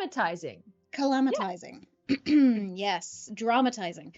Yeah. These three players introduce their characters as members of a secret organization known as the Eclipse, an organization that has passed down from generation to generation because of a particular bloodline, linked to a tale or a story about them assisting when the world would burn, when the world would end, when the seventh god would return. And on this particular eve, an eve where the two queens of the City of Seven Bridges are celebrating one of their many children, but for some reason Aradon, Prince of whatever, is being celebrated because he's the special one. On this particular eve, which is also happens to be a day where the seven moons are full in the sky, which you all know to be a bad sign, things didn't seem bad. In fact, you all snuck a princess, the eighth in line to the throne, out of the kingdom for a bit of a shenanigan day, only to learn that she is a aspiring inventor and would like to somehow harness sapphire crystals to power the city and or enhance magic across the land by using it as a conductor. You all snuck into the Opera House, the celestial globe that is a domed building made of sapphire itself, and then she tasked you with going to find particular items that would help her to make this all possible, to conduct the power, the magic, through the sapphire that makes this domed building. Because that seems perfectly reasonable for a 15-year-old 16-year-old. How old did we make this princess? How old is Finn? Finn would I be think she's early 20s. Yeah, early 20s. Yeah. I'd say 22. So Yeah. Yeah. So she's sort of reached her 21st year. A bit odd for this 21-year-old princess to completely know how to conduct magic using sapphire gems, but hey, that wasn't Look, the weirdest thing that happened, okay? Because as you all we were split off to going go big. find, We wanted to make an impression. yeah, and that's what this is all about. This is, you all convince this princess as well that having an equal playing field in which everyone can utilize magic and, somehow go big or go home to prove to the queens that she's more than just eighth in line was a great idea. But as you split off from each other to go and find some particular items to make this all possible, the landscape itself started to change. The ground started to rumble, and the two cliffs that separate the city, the reason that there are 7 bridges in the first place, began to move back together. And from your vantage point, Queenie, as you're beginning to cross over one of the bridges, you see in the far distance, the first bridge, or the furthest away from you, sort of snaps inwards. The structure of it so quick, meaning that these two cliff faces are moving at such a force and speed to take something that is so structurally sound and bend it, like snap it in half in an instant.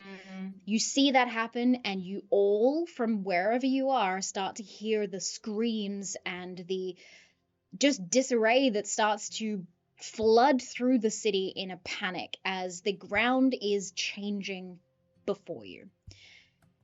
Now, Paige, you crossed over the bridge to go and find some particular things from this list. You don't see the bridge snap, but you definitely feel the ground start to rumble around you. What do you do? Okay, so I'm thinking about the last time I was in California, I experienced my first earthquake. And the thing that really surprised me that I guess no one told me was that there's like a noise that comes as it gets closer that's almost like people sprinting towards you. And then you feel it. And I feel like there's something about, even as someone who doesn't like believe the stories they were raised on, like I didn't choose this secret society, this was thrust upon me, whatever. But growing up with the scariest bedtime stories ever and being told over and over again, you're the one who has to deal with this. It's like the moment anything shifts, the moment she hears and feels anything, her heart sinks, and she's just like, the voice that she hears in her head is Finn saying, "We'll find each other." And she's like, I got to get back. So like instantly just booking it the other direction again. Okay, not a problem at all. So since you're going to be running at full pace trying to get back, I will need you to roll me an athletics check just to see how quick you are with this. I know it's not your strong suit. I know it's not my strong suit. I'm going to inspire myself. I mean, there is also another option if you were to use one of the solar flares to teleport yourself. Oh, hell yeah, I'm definitely doing that. Oh, actually, before I forget as well, in like gut reaction, the minute anything goes wrong, casting mage armor on myself. Smart. Yep, smart. And probably also summoning my familiar as a bonus action. Okay. So just kind of a spectral hawk appears and circling overhead. Nice. Her name is Wanda. Anyway, Dale, just this hawk. If you were to tail end this particular like familiar to one of the 6 gods in this world. Oh, 100%. What was the name of the one of storms? The churning. The churning, because okay, so Paige, I didn't mention this. I'm terrible at describing my character. Is an air genasi, but particularly is kind of keyed into the concept of like a gale of a storm, like a windstorm. And so it's almost like you don't see the hawk so much as you see like the shapes that the wind cuts around it, if that makes any sense. That's beautiful. I love that. Yeah, very cool. Thank you for that description. You run towards the solar flare. Okay. On your way, you sort of have to find yourself a Cyropass unless you have one already. So I will say that you kind of quickly try and grab one are you taking it from another citizen, or are you gonna try and like? I don't know. Do they have little like booths where you can buy them? Yeah, they have like little shops, corner shops where you could Great, purchase a like a Cyropass. Mikey card. Yeah, like a Mikey card. Yeah, Yeah, like a yeah, 7-Eleven. Yeah, I'm gonna duck into the fantasy 7-Eleven and definitely steal. Okay, you Cyropass. you steal a Cyropass, and you I'm go sorry, it's to. for the greater good. Goodbye. You see that immediately, as soon as you do that, a lot of other citizens that were in this building and outside of it see you do this and immediately have the same idea. And so they all start stealing unregistered Cyropasses as well as you make your way towards the first solar flare as the first person to have this idea. You zip over to one of the ones on the other side of the bridge that is closer to your friends. You feel as like it's almost everything good and beautiful about sunlight seems to sort of envelop you in this amazing hug and then release you. And for yourself, being that you are an air genasi, it just feels a little odd, but also like sunburn at the same time. It's not a pleasant feeling for yourself.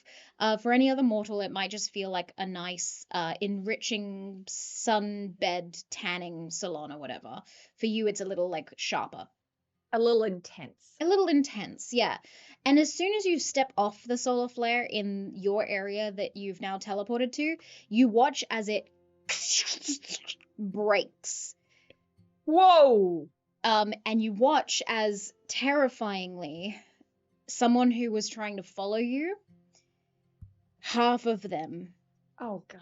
pops out just as this thing like explodes, and you watch as basically what's happening across the city as people are having the same idea, let's take Cyropasses and get to the location we need to go to. They're not following the regular rules of how to use these passes and these solar flares to teleport, and it is just short-circuited the entire system. What lays before you is horrifying, and the screams surrounding you from the rest of the city experiencing this just is unbearable at this moment, but your only thought is getting back to your friends. At the same time, Queenie, you saw the bridge sort of snap in half. What are you doing? Full on sprinting. I've got because I've got I can what's the thing? Anyway, I can like run on my action and bonus action. Oh, is this the tabaxi thing? Yeah. Yeah, and I can double my speed until the end of until the end of my turn. So I've usually got 40 speed movement. Okay.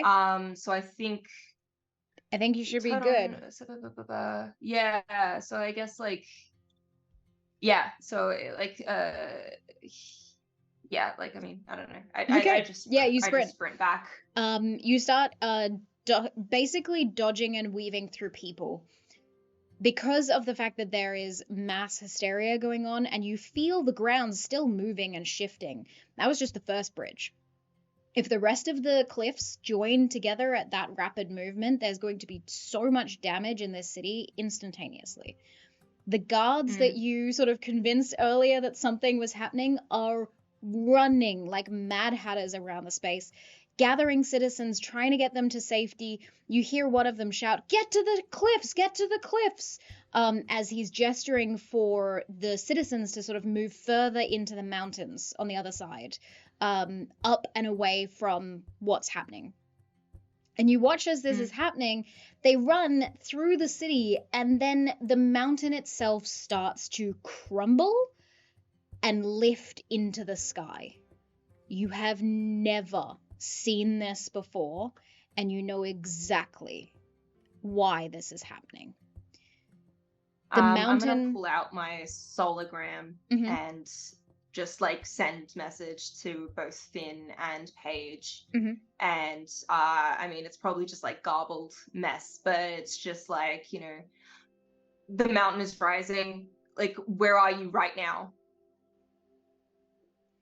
as soon as you see the like hologram of Queenie pop up on your devices and say this to you, Paige, you look up to the mountains that are off in the distance beyond the palace, and you see exactly what Queenie said.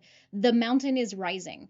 It seems to have like a sharp point at the back end and seems to rise into the sky, and you know that there is a whole town and village that lives on that mountain that is, trades with this city. You watch as it lifts into the sky and just stays there as this mass of floating mountain just hanging in the air.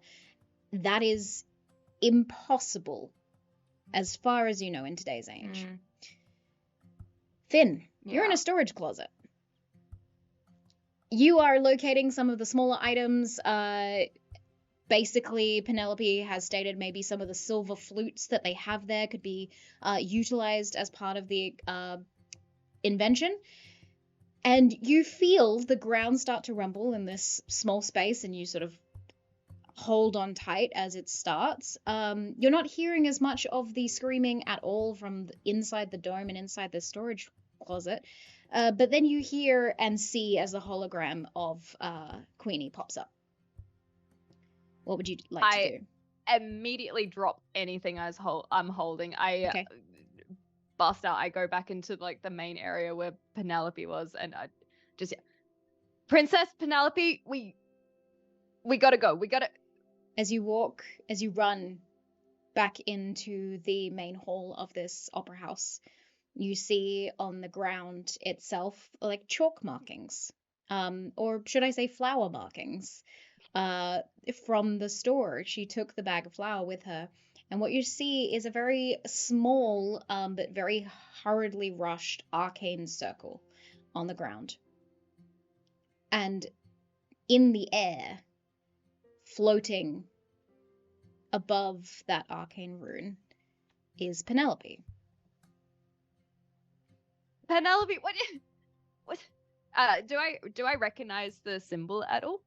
Can I do a quick? Do an Arcana check for me. Yep. I'm actually good at this. No, I'm not. That's a nat 1. It's an 8 altogether. Okay. I will let you roll with inspiration if you can describe a little scene to me of how you would have learnt this arcane symbol back when you were training with your friends for the society known as the Eclipse. So you guys always see like this armor, you see the sword, you can tell that Finn is very trained in not only like sword fighting, but is quite adept. Like they're not super beefy, they're very lean.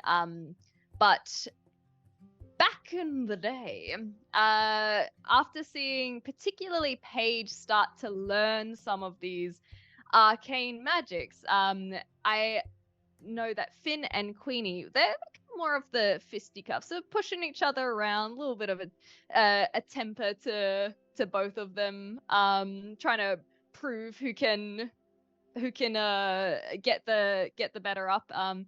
And I would say that there are all like whenever they're kind of using their fists and physicality, Paige will always kind of sneak in with a little bit of a style here and there, a bit of a way to pull Fight them back. back or get the better of them, or even just kind of influence the fight. And there's one time where Queenie like gets a 1-up, and Finn feels herself like pulled back, and she goes, "No fair, Paige, you can't help it. You're not supposed to be. That's not how it works." Absolutely. Yeah. Cheating.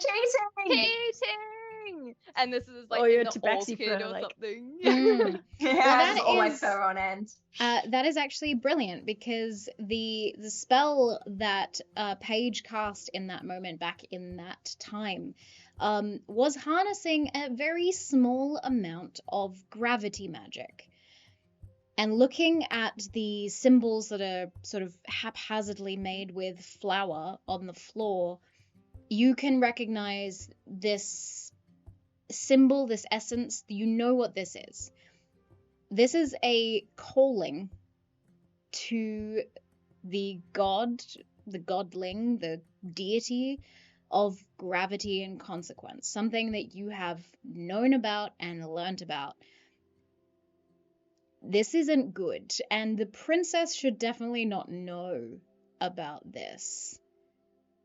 But as she is floating in the air, her like golden locks starting to sort of span out the way that one does when you're drifting in water and your hair just sort of flows out. It looks like her entire being is in anti-gravity. Her eyes are closed. She's not responding to you in any way.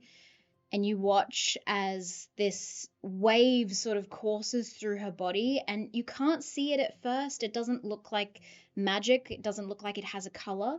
And then you watch as it sort of hits up to that peg we were talking about earlier and ricochets down the sapphire itself.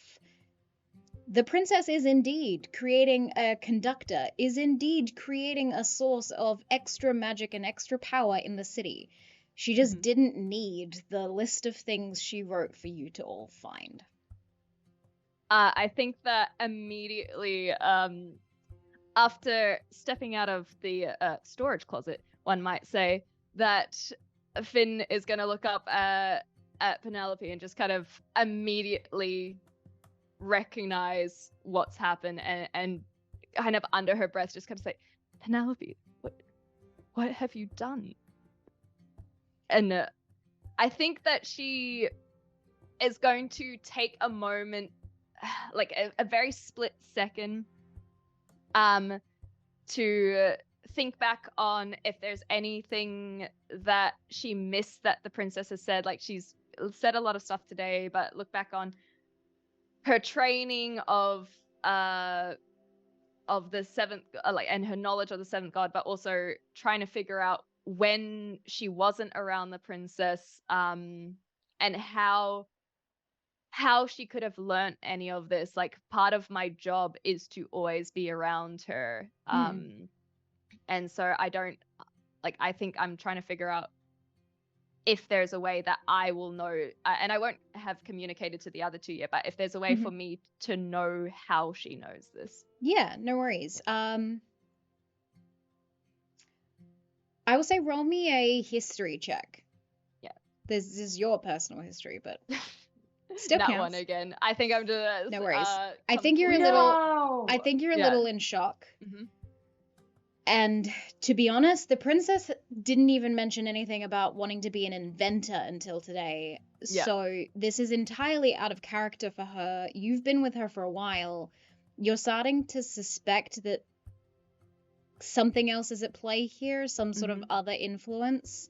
And especially as you start to hear a voice sort of enter into the space around you, like a whisper, but not a whisper, and almost all around the dome, ricocheting off the walls and hitting you at a rate that was like you're standing in the center of a cave. Both echoed and whispered at the same time. This voice comes into your mind. Everything will be as it was. Don't fear. Let it in. I think my immediate response is seeing the conductor with this peg in the middle of the room is I want to try and destroy that peg because I don't want to touch Penelope. So I will try and bring out that fancy sword. I'm going to thrust it up into the air, kind of make my own little conductor. Ooh. And I'll cast a little thunder wave. I feel like that would work. Okay. Yeah.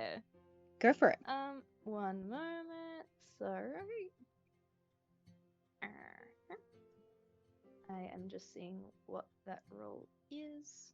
Oh, I've lost it. Computer problems. There it is. Oh no. Sure.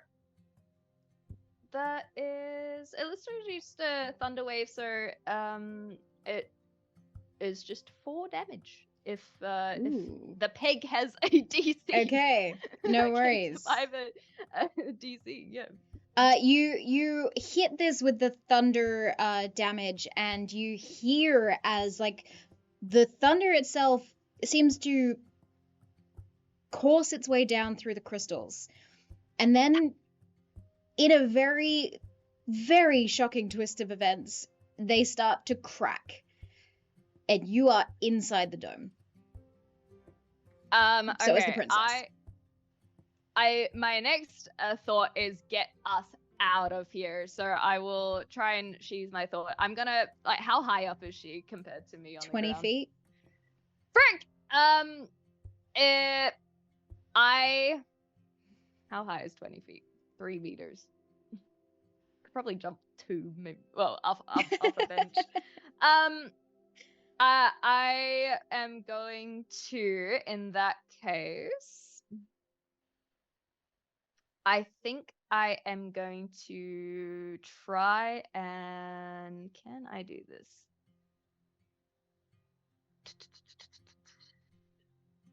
No. I don't think I can use any of that.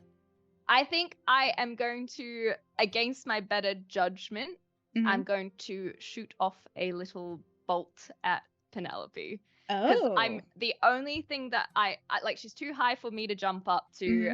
The only thing I can think of is to knock her out of the sky, basically. Okay. And so yeah, it's just a little fire bolt, but with flavor. It's a little bit more like a blue fire. Bit Nice. more with Okay. the sparkies. That's a 16 to That hits. Yeah. yeah. But she Roll your damage. It is at this point in time that Queenie runs back into the building to see as can you I sneak in? Yeah. Like I'll come in, but like not like being like I need to. Yeah, I didn't hear anything assess back the- from Finn, so I'm like I need to come in and assess the situation. You come in and assess the situation, but you also see with no context at all as the princess I swing is my blade around and 20 foot up in the air, and Finn launches magic at the princess. Amazing. It is 11 fire damage. Oh, okay, cool. Yeah, no worries. She dies. She doesn't have a lot of hit points. She's a princess. I'll run over and grab her. You watch as the bolt sort of hits her smack in the chest, with the clothes that you gave her, the lack of her corset that did have a protection spell in it from her great aunt who gave her the corset. This bolt hits her, and she seems to like get knocked unconscious, but her body doesn't drop to the floor. It hovers, and now her head and her arms sort of drape down, and she is now unconscious, floating 20 feet up. And I still just immediately hear drop to the my voice. knees. Oh God. The voice seems to boom out again, this whisper and echo at the same time. And now you can hear it too, Queenie. Please, don't fight it. Allow it to happen. Absolutely not. What would you like to do? Absolutely not. I'm just okay, on my knees at this point, staring up in disbelief. So I just saw Finn attack the princess.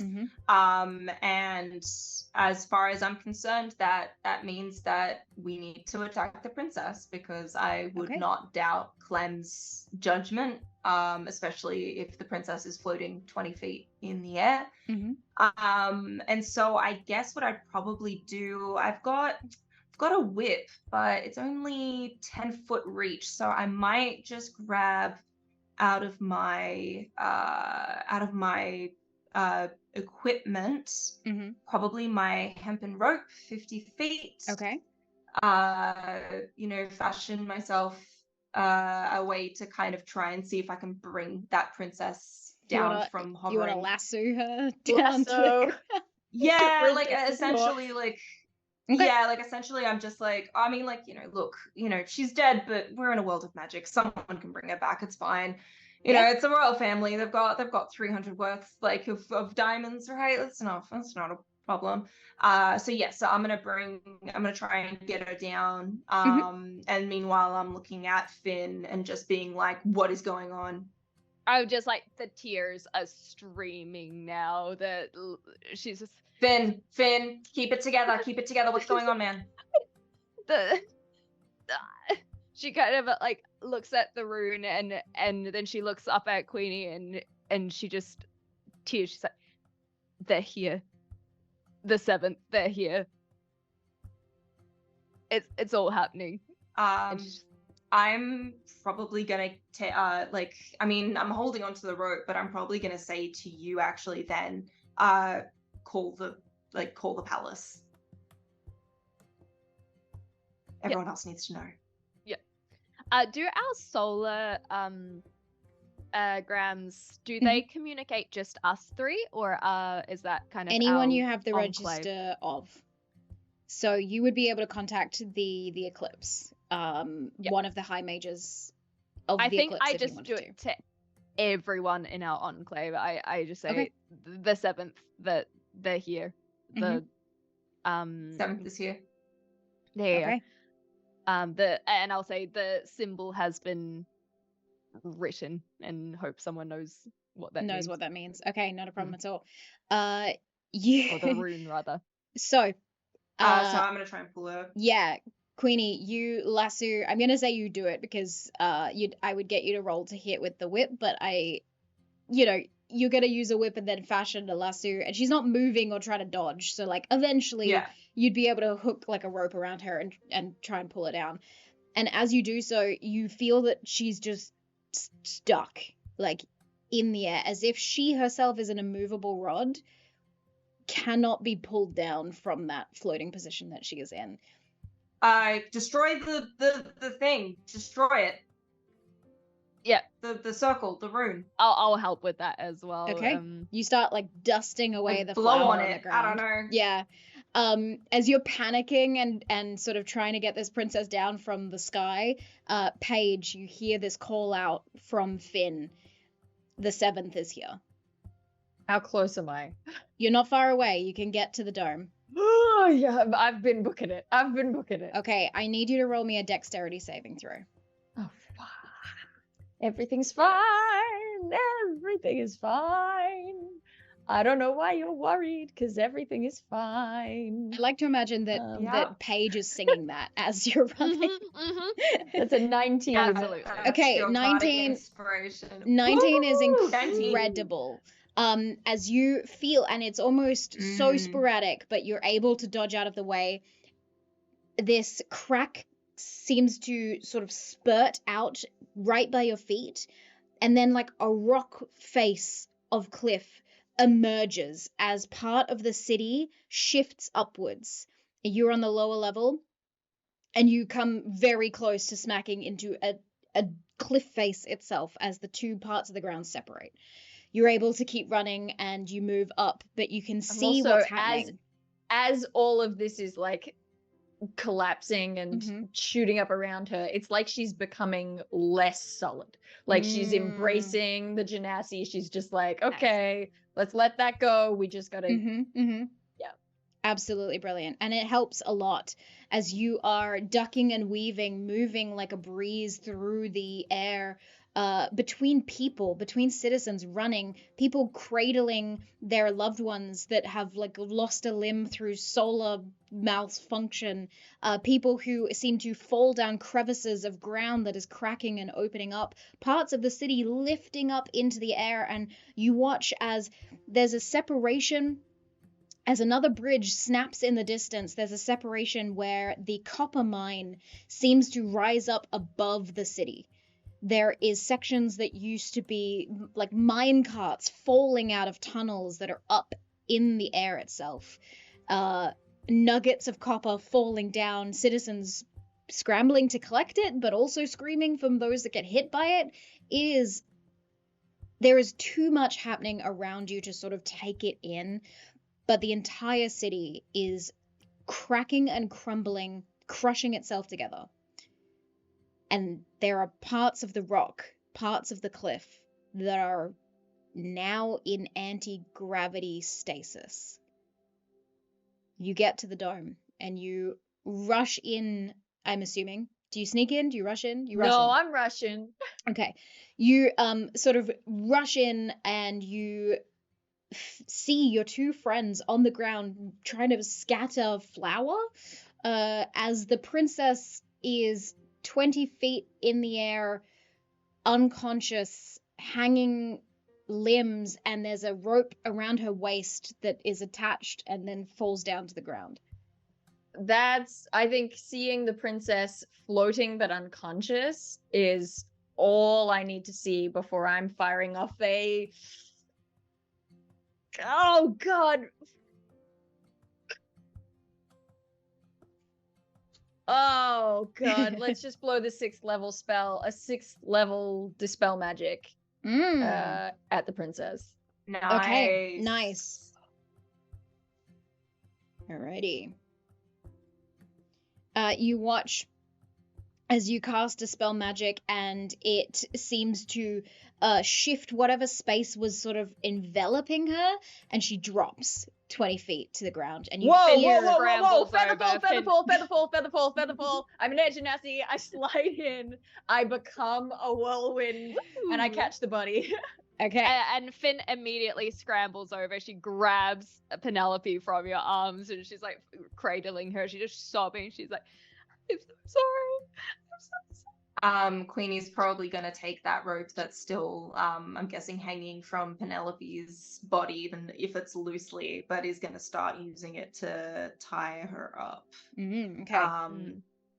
I'm like, I'm going to start yelling at you while you're doing this. I was like, absolutely not. Absolutely not. Remember our training.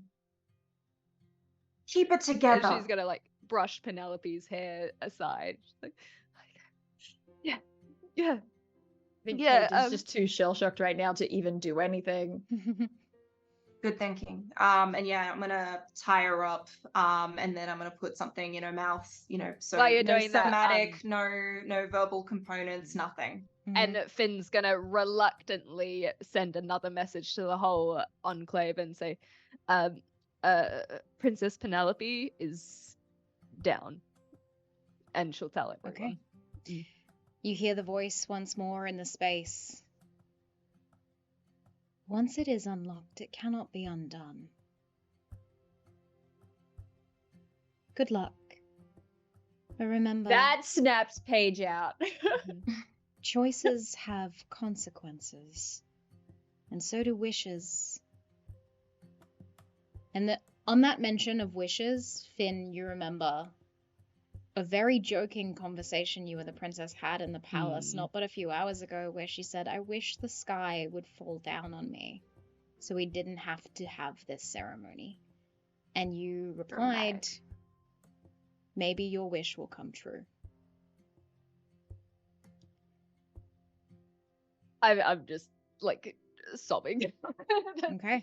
Nothing else I can do, but I'm gonna look at my friends. I'm going to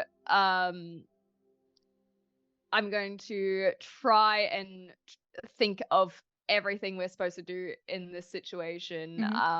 And I think I'm gonna let Queenie pop the rose and tie her as need be, just in case anything happens.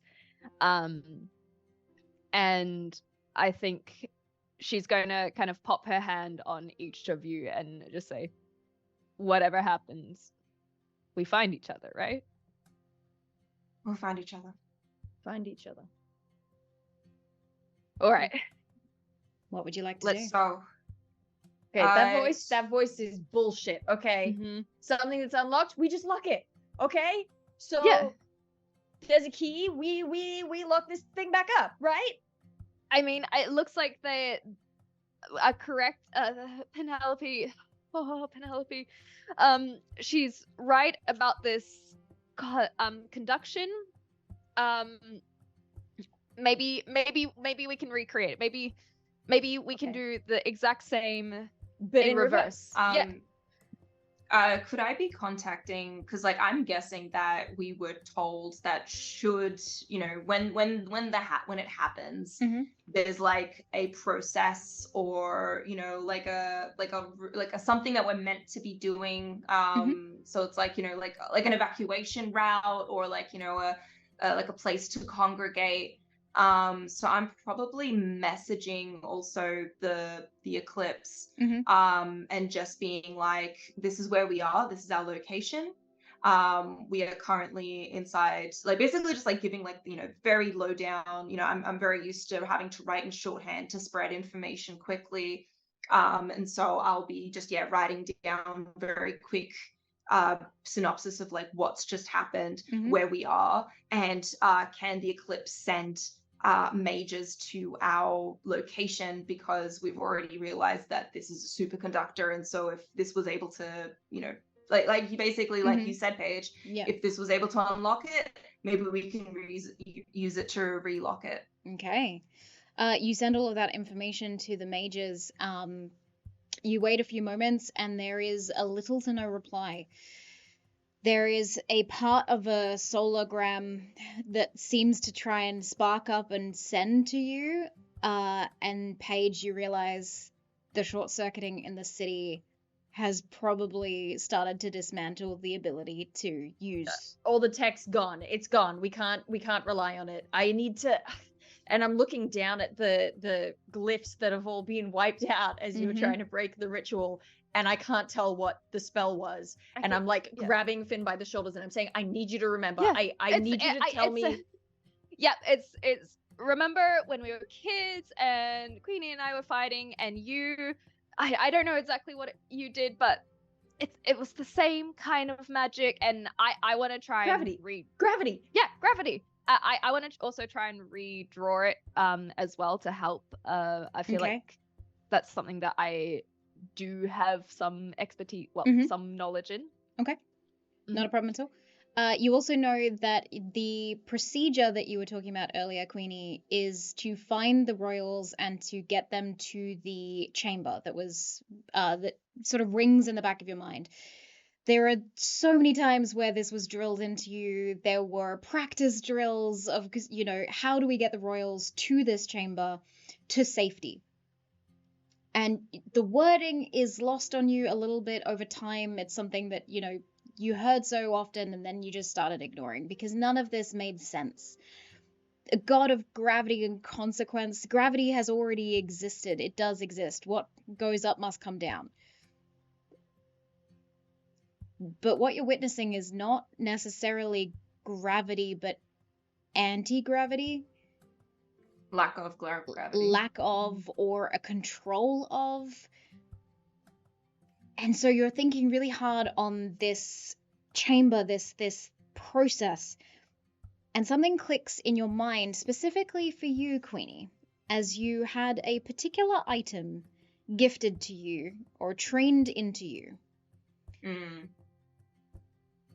With the knowledge of the tome that you were tasked to have to read that would bestow knowledge, you remember that it wasn't a door they mentioned.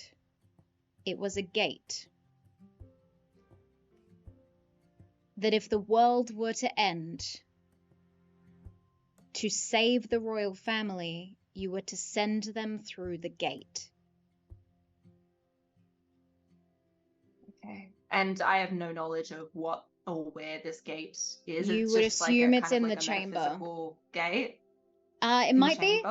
It would likely be in the chamber that you were told to take the royal family to, if there's some sort of gate, door, creation to send the royal family through. It would be where they have told you to take them. So the chamber that is underneath the palace. Okay. All right.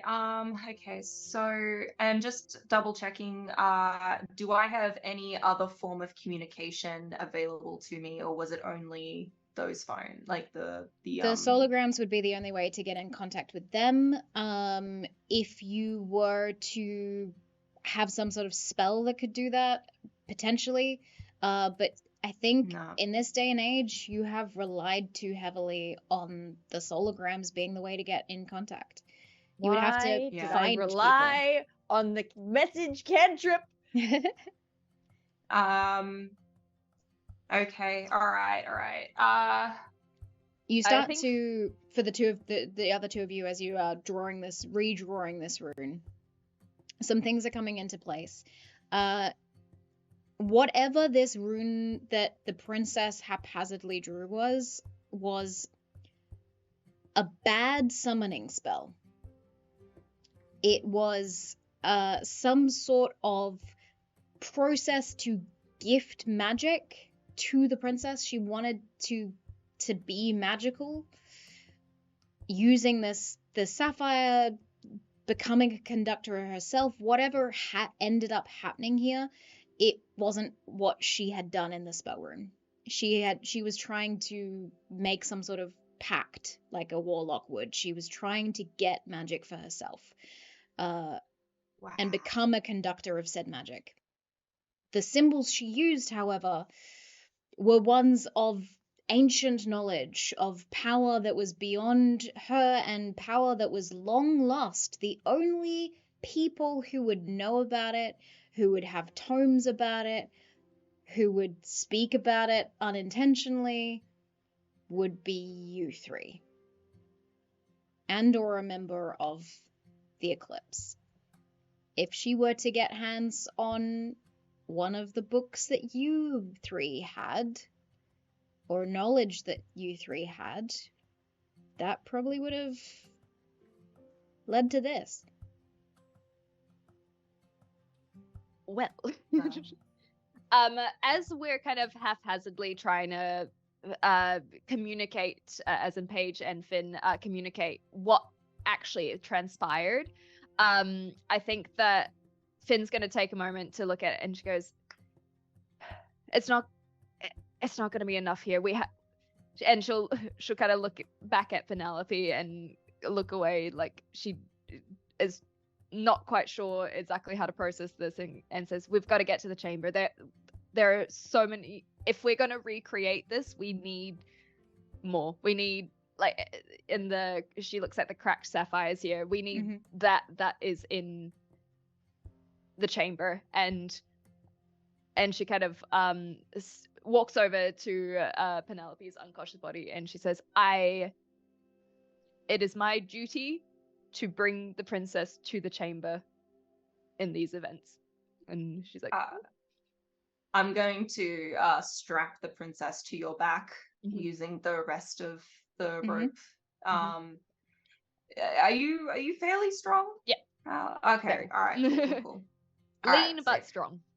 Cool. All right. Well, then I feel good leaving that in your hands, and I'm going to try and think of what other routes I can think of to try and get us back to the kingdom ASAP. Okay. Before we leave the opera house, I'm gonna look for the shiniest viola that I can find. You spot a few left over. Which one's the shiniest? Well, Which one's the shiniest? probably the one made of silver. Ooh. If I'm going out in style, right? Okay. You take it with you. Who knows where the owner of this thing actually is, or if they are still around. To be honest, there's chaos outside of this building. As you are going to leave, you all feel again a tremble. And you feel, or you see, with the cracked crystals above you, that they shatter even further. This dome itself is unstable. As you leave through the doors, you can hear behind you as stuff starts dropping from the roof. As you exit, the ground is different. There are new layers and levels to the courtyard that once existed here. The cobblestones themselves breaking apart and revealing the deep earth beneath. It's destroyed. It has also created a very lovely stepping stone to get towards the palace, but it is going to be a little bit of an effort, so I'm going to need the three of you to roll me either acrobatics or athletics to get up over these things. It's not an easy jump and 22. or climb. Embracing my Genasi spirit, I'm gonna cast levitate on myself. Fair enough. Mm-hmm. Uh, Nice. That will be a nat 20 for 29 altogether on athletics. Nice. I'm leaping, I'm bounding, I'm Congrats. crying, but by God, them legs are strong. Yes, I love it. I love it a lot. Perfect.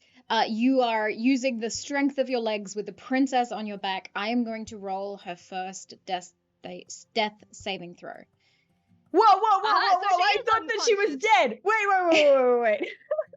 Yeah, we call me stabilizer. She's I'm unconscious. casting- Just casting roll a cure medicine check. No, just What? check the stabilizer. I'm not very good at medicine. I've only got a +2. What was That's that? all right. You got more chances. It's fine. We're not initiative. Just do something. I'm gonna cast cure wounds Okay, Again. again. All right. not a problem. Just How fucking much is that? It's many healing 1d8 points? plus 4. Okay, Do you want me to roll it, or do you wanna can roll it if you'd like, or I can roll it. It's up to you. The pressure is on. You roll it. I'll roll it. That's a Okay. 7 plus 4. Nice. Nice. Okay, Woo! perfect. Nice. 11. That's how much damage you did. That's how much damage she took. So she she's back to full health. she's back to full health. She does No one not has to open her know. eyes, but she is breathing, and you can feel her heartbeat, and she's stable, but she's not awake. As you sort of lift her and continue moving, that Mhm. was very crucial, because that she would have not survived. Ooh. You start moving. You climb and you get to the palace. You have that hole in the wall that you all talked about earlier that you can sneak back through. But as you get to the palace itself, what you would notice is that there are bodies just littering outside the front steps of the palace. Something is happening. This event where all the upper elite and the royalty are being herded into one space underneath the massive sapphire crystals that you now know can be used as conductors seems to have gone awry. What would you like to do? I'm probably gonna try and see if I can get in contact with my network Mm-hmm. of informants and Yeah. spies and stuff like that. I'm trying to get a hold of anyone just to see, like, can they catch us up to speed, like what's been happening. Okay. Where is everyone? You sneak back into the royal palace using that back entrance that you snuck out of, and you find a couple of people that are running or trying to hide, and you find a particular very weak old woman who was in the kitchen area, but you know that sometimes an unsuspecting face can make the best of spies, and she Got sort it. of looks up to you. Got it. What Yes? happened? What happened? I don't understand it myself, but there was a strange light in the sapphire crystals above the palace, and it took out half of the royal family. Did you see what did it? No, Just the crystals? it was as if magic seemed to shoot through them, targeting. I don't know. Where's everyone now? Some of the majors took the royal family. Said something about taking them to safety. I'm unsure. I was just Okay. trying to Queenie, gather. we gotta go. All right, got it. Get to safety. I love you, moon pies. Let's go. You sprint off and you leave this woman to cater for herself and or survive by herself.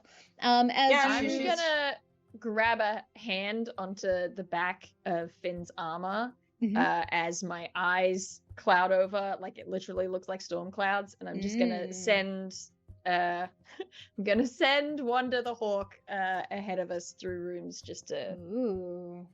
know what's coming. Okay. Mm-hmm. Yes. Not getting too far ahead, but just Yeah. Mm-hmm. Roll me a perception check. Don't worry about the stats if Ooh. you're familiar. Just roll me a perception check. I want to see If you see. if you see. not great. 11. Okay. Oh. Not high enough, unfortunately. Your your air hawk, seems to fly through the castle halls, scouting ahead for any sign of what this could be. You know that the chamber is below the palace. You know that there is a stairwell that goes down there. There's several doors and locks and all sorts of stuff. But as your hawk sort of descends down that stairwell into it, you can see that the doors into the chamber have been opened, and littered amongst the hallway are more bodies. And you, ahead of time, can see several of the Eclipse members. The High Mage that answers to the queens themselves. One of the queens. And Aradon, the prized favorite son. Oh, that's all right. He needed to be taken out. Oh god. Oh, I should feel bad, but It's all right. We weren't being paid to feel bad. so I think that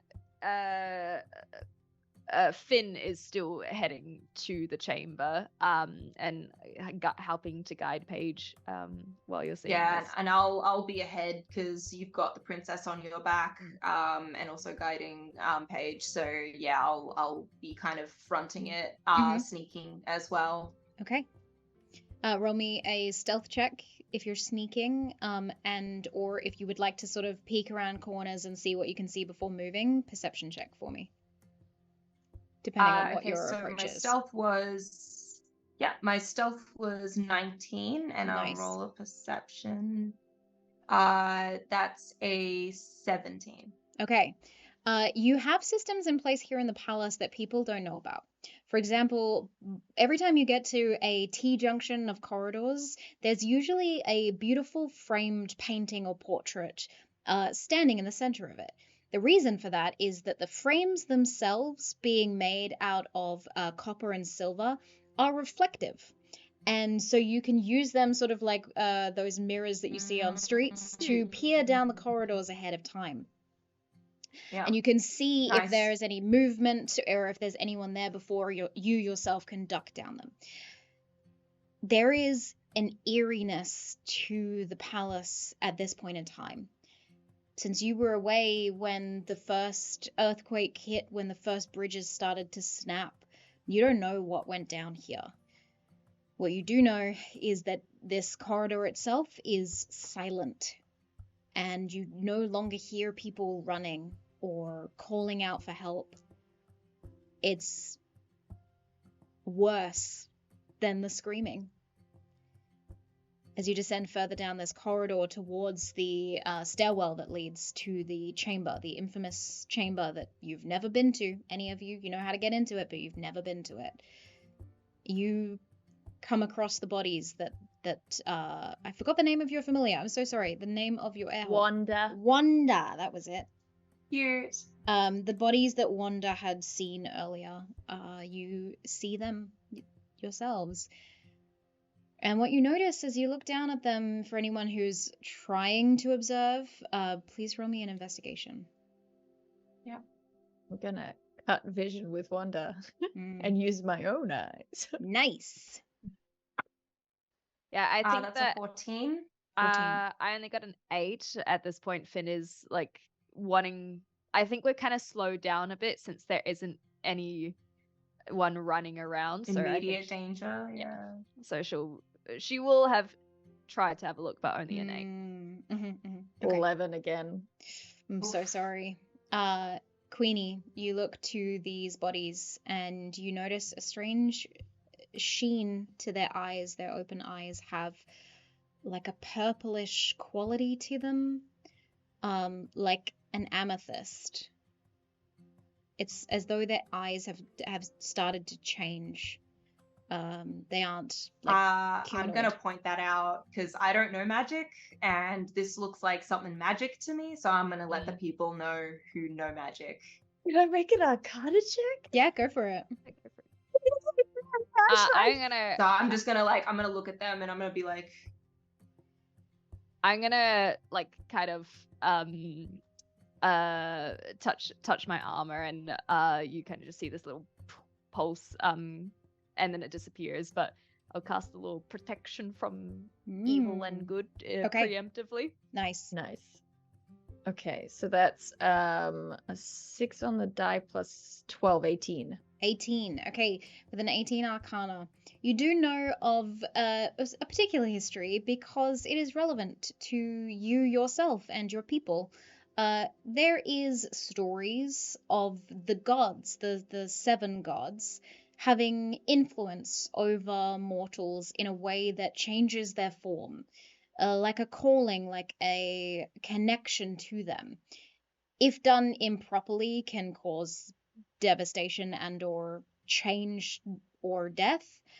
If caused correctly and a unison between mortal and god is achieved, things like air genasi can come into existence from the mother, the churning. Some might say we're divine. Yes.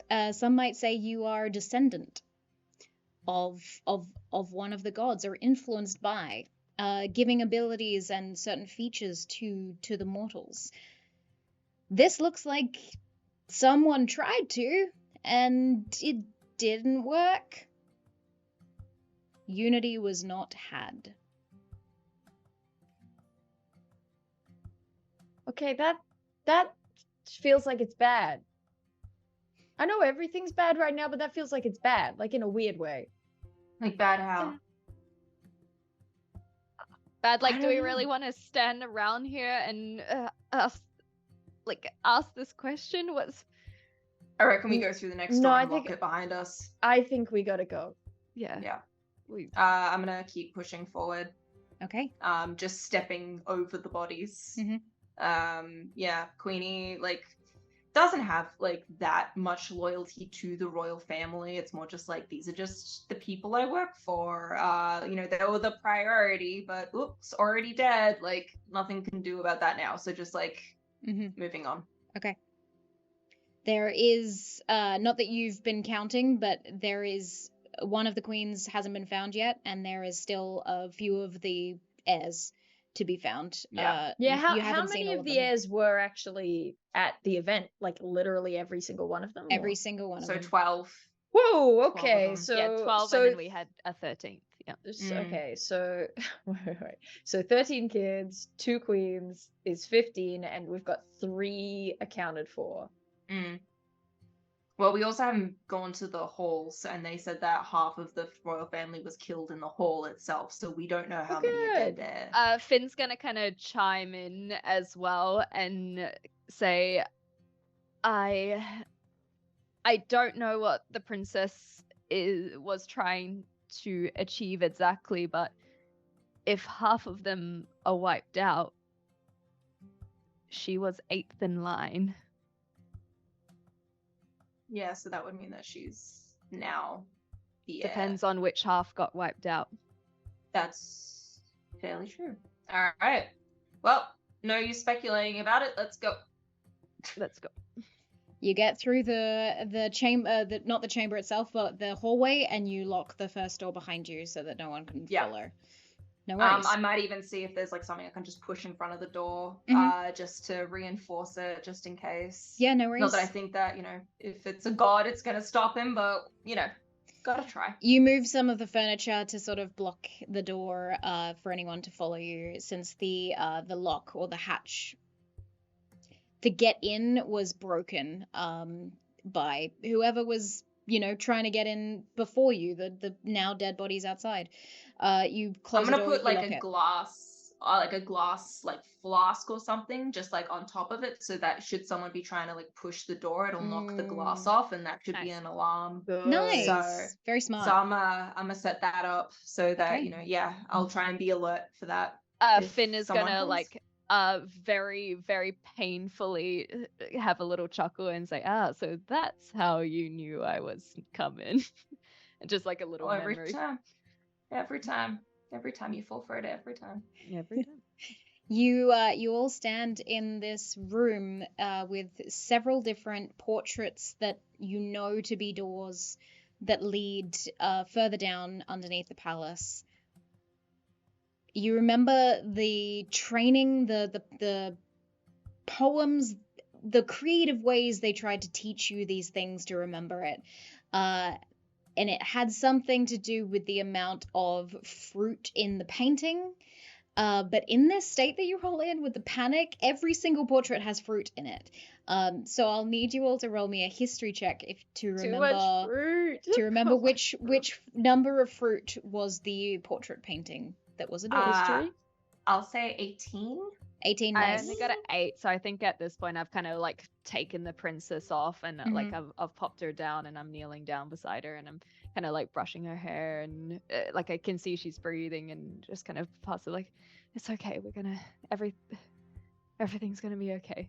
And I'll plant a little kiss on her forehead too. Oh, it's so cute and tragic. I used to always make up mnemonic devices to remember this stuff. I got a 21. Nice. Ooh.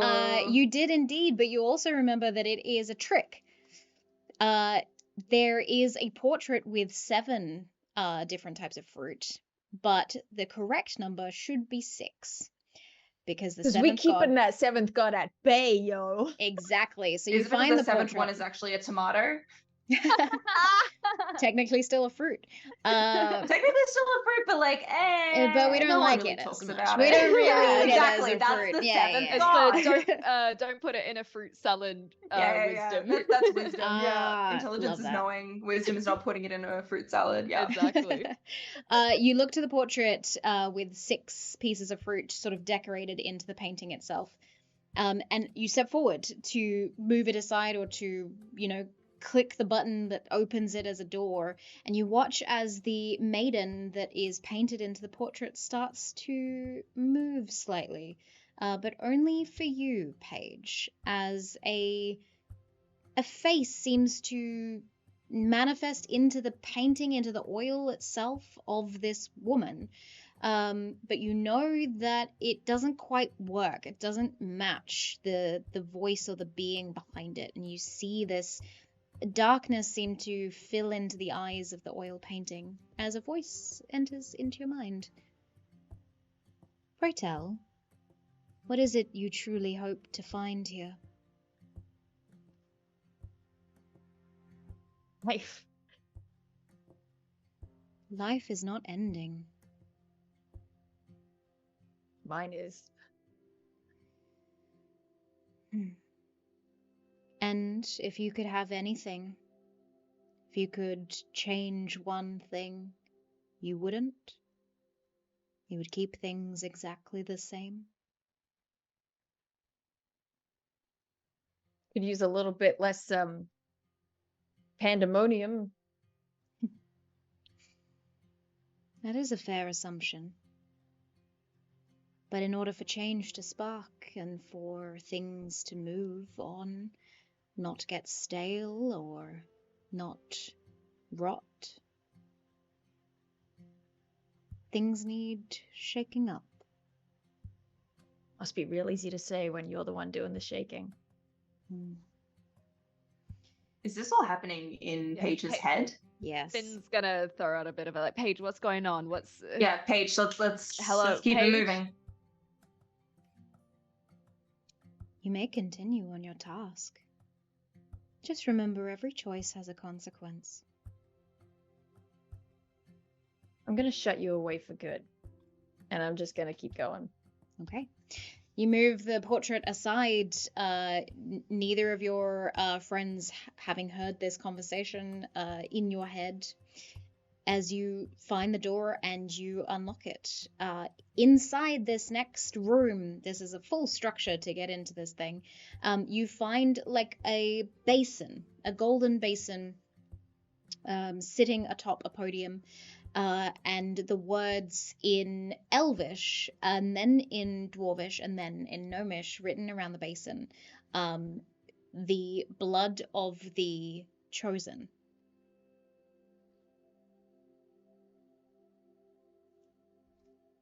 You Paige, remember? what's going on? Paige, talk to us. Are we the chosen? Oh, I spent my entire life trying to avoid this.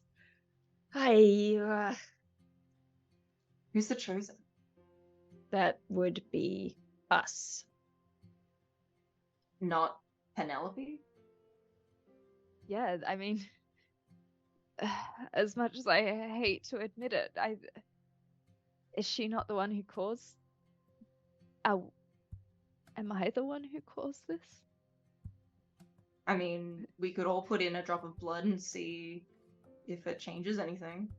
No one caused this except this loser who loves the sound of their own voice even more than I do.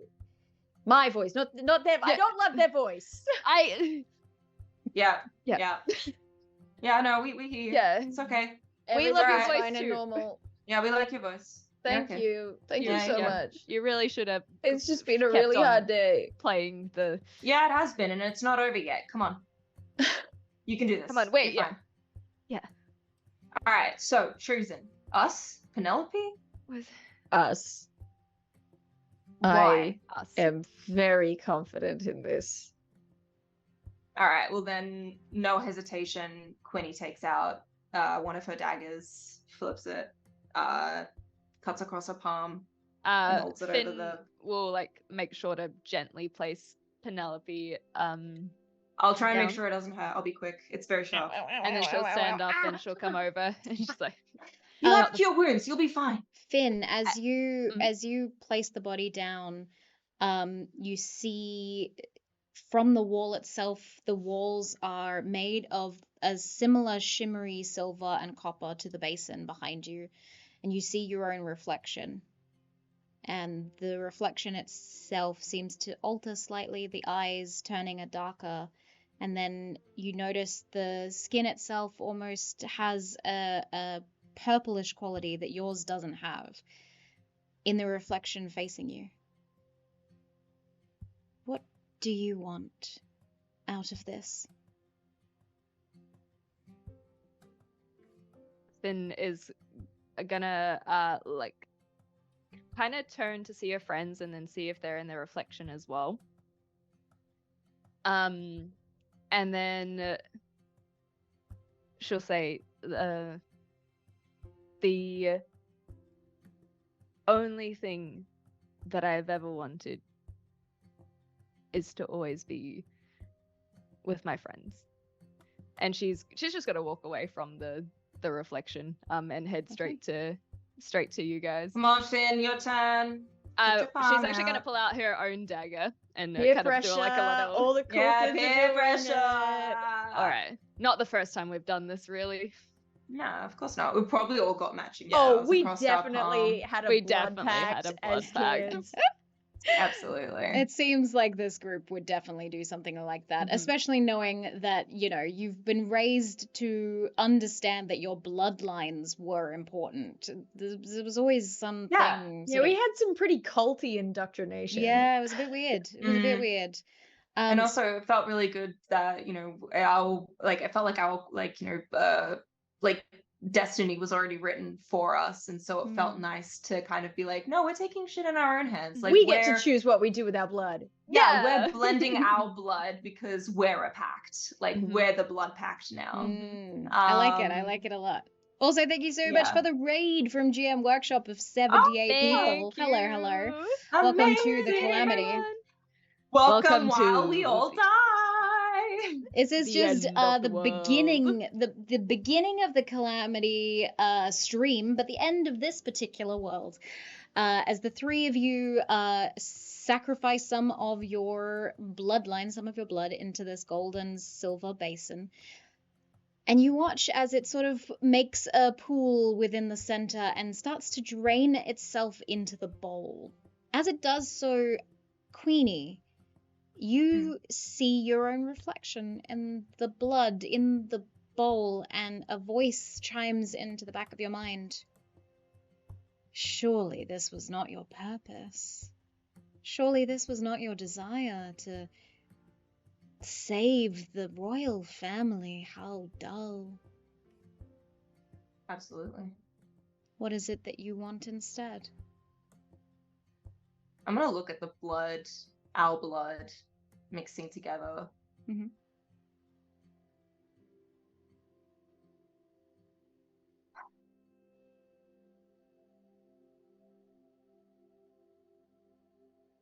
I want that. I want to go back to when it felt simpler, when it felt really easy to just believe that we could just be forever together. I want to go back to that. Before it felt like we had to grow apart, not even by our own wishes, just because someone bigger than us decided that. All right. And also, I want you to go. You want me to leave? Ah, man, you're a drag. And then I'm just gonna like swish my paw in the water to like disrupt the reflection. Okay. As soon as you do, as your blood, all three of your blood starts to seep into this bowl, you watch as the room around you starts to change, and it reveals to you, lodged into the wall ahead of you, a golden ring. Similar to the one that is on this overlay. You realize as it starts to shimmer on the inside of the ring that this is the gate that was mentioned. It is not open. It looks magically sealed. And the three of you stand before this as the voice now enters into the entire room for the three of you to hear. I find it fascinating when close friends gather. I myself had friends. We used to do everything together. And then they decided that I was not enough for them, I guess. Or that me and what I can do didn't serve their creations. But I find it fascinating that the three of you desire above all else only to stay with each other forever. So I offer to you a choice. I don't think opening this gate is a very good idea. If you truly believe that the royal family deserve their line to continue by escaping through this door, then be that as it may. But your choice here should have a second option, not just one. And so I offer to you the chance for the three of you to indeed stay together forever, if that is what you truly wish. Finn is... You're the god of consequences, right? Yeah. Indeed. You're the god. What are the consequences? Finn is also gonna kind of look back at Penelope while this is going on. What are the consequences? The consequences as are how they always are. The world will change. One way or another, you three shall change it. I won't stop you. I simply ask which version of the world you prefer. Through the gate? Or forever together? Finn's gonna look at both her friends, and she's also gonna look back at Penelope, and she's gonna say, "We will find each other no matter what." And she's gonna walk over to Penelope. She's gonna scoop her up, kind of bridal style, as best she can with a rag doll.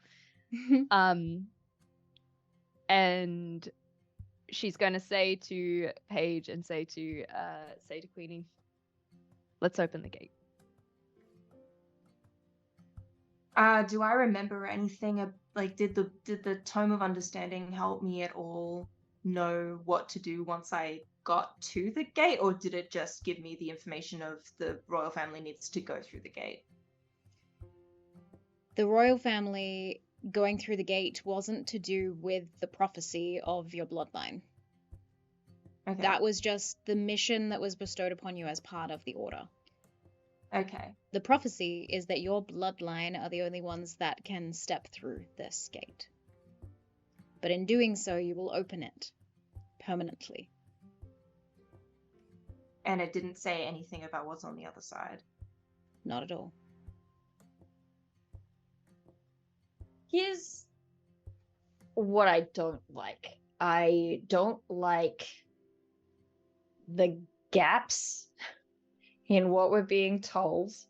Because I could give a shit about the royal family, I'll be honest with you. But Yeah. the three of us forever, that could mean anything. We could be Forever. yeah, we could be turned to stone and kept in the same gallery. We could be imprisoned in the same godforsaken cell that this guy came from. But Look, we all have pretty enough eyes that I don't think I want the purple that we have been walking past. exactly. And you know what? When has anyone in a position of authority not lied to us and tried to control us? If there's one Since we're thing, born. if there's one thing that we know is true, that has held true, it's that the three of us will find each other no matter what. No matter what. We don't No need matter what. this chuckle fuck to get us together. We'll do it our damn selves. Yeah, you hear that? You hear it? Even How's Finn that is sound? like with this unconscious like love of her life pretty much in her hands, gives a chuckle. Okay. What are the three of you doing? Are we stepping through the portal? Let's try. I don't know if the princess will be able to come with if it is our bloodlines, but Finn will look at both Queenie and Paige and say, "Let's do it." There's what else To is stay there for us together. here? Let's stay together. Let's And if change not- the world. Let's change the world. Oh, they're gonna remember us Let's change some our way. world. Yeah. All right. Yeah, Queenie. I think Queenie's gonna reach out and with her paw kind of grab both of her friends' hands. Yeah. Oh, I'll be and on one then- side of you and Paige will be on the other, so Yeah. you're the middle one. And I'm going to, I think, protectively, I think I'd prefer to be the first one to go through just to make sure that, should anything be on the other side, I can help protect you guys. Okay. The three of you step forth and you enter into the silky, inky blackness that is beyond this golden circle. And as you do so, you feel this wave of power overcome all three of you as you unlock the astral gate. Oh, no. You have permanently allowed extraplanar travel to this world. But in doing so, I would like the three of you to describe to me the place that you're thinking of as you walk through. Where are you heading? Unintentionally or intentionally, what image did you concoct in your mind as to where this goes? Finn is immediately thinking of the fountain with all of the orchards around it, kind of like the palace gardens where a lot of our shenanigans and our play fighting and the time we got dumped in the water and I imagine like the palace gardens have quite that symmetrical feel, and so walking through the portal is to her like walking along the stone path that will then branch off and leads towards and around the fountain with all the gardens and whatnot. That's what she's imagining. Very serene place with a lot of the memories she's held with not only her best friends but also her princess, basically. Okay, I like it. What about the other two of you? Paige? I was picturing something shockingly similar, a sunny lawn on a summer's day, and Finn is weaving a daisy chain crown for for Queenie to wear while Paige is sort of sitting there finger picking at her viol that she's just been learning from one of the palace entertainers. And so, you know, it's any given Sunday afternoon when you don't have anywhere to be and the day stretches on forever. I like it. And then I think Queenie kind of, honestly, very similar again. You know, but more towards like the evening when the crickets start to sing and the sun's slowly setting, and Queenie, you know, just from, you know, because she's, you know, very curious, can't really stop her from, you know, wanting to get around and go everywhere. She you know, had found some you know, bedrolls and, you know, and a little tent, and so they had, like, you know, kind of fixed themselves up like a little camp set for themselves, and, you know, kind of like, you know, falling asleep together, curled up, you know, in a little puppy pile, you know, underneath the stars. You know, and then just being like, you know, like, and then she's like remembering like the conversations that they used to have of just being like, okay, well, all right, your turn. Like, you know, if you could be anywhere in the world, where would you be? And then, like, you know, kind of just like all those little like children chatter sort of things. And so, yeah, and then just falling asleep together. I love under those stars. As the three of you picture this and feel this, you almost stop, suspended in time and space. Between the gates, the voice speaks to you again. I honor those that follow through and choose their own path. Though, as I said, every choice has a consequence. But I will gift you this as a thank you, for you have released me at the same time as saving your princess. She will move on and she will travel to a safer place. But the three of you have something else, I think, that shall change the world for good. Something the three of you have in common, as you share a similar dream. The three of you are going to become lesser deities in the world you once knew. For yourself, Queenie, shit. a goddess of dusk, the time between day and night. Perfect. For yourself, Paige, a goddess of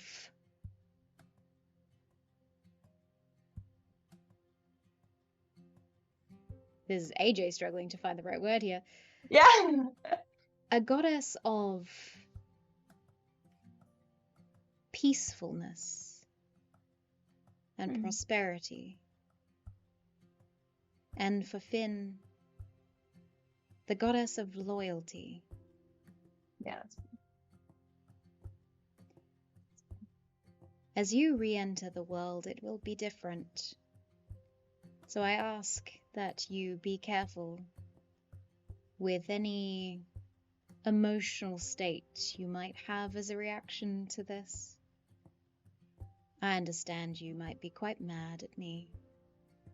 But hey, the three of you will be together forever. You hear almost a chime as you float in this moment, anti-gravity, and it seems like you float above the world you knew. You've never seen it from this perspective. As you see the destruction of the city of Seven Bridges, what you witness is the waking of some of the gods themselves, not just this deity of gravity. The calamity that was mentioned and foretold in your history from the eclipse, this society. They mentioned the seventh god. They did not mention that the other six would also come about.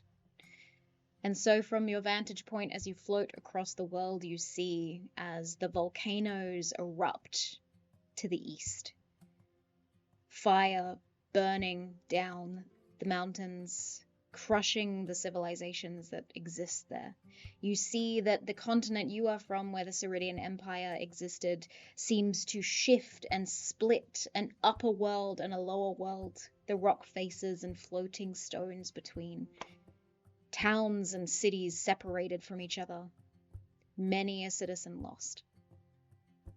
The Frostlands starting to melt for the first time.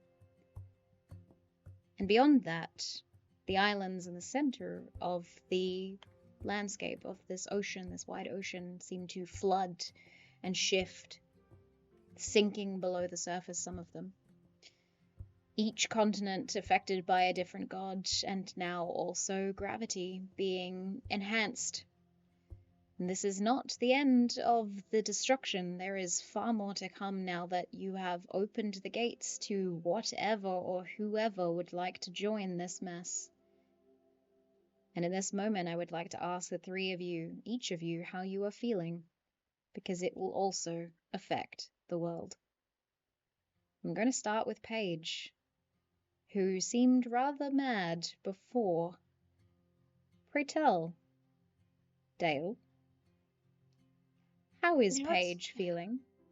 Now it's me trying to pick a specific word.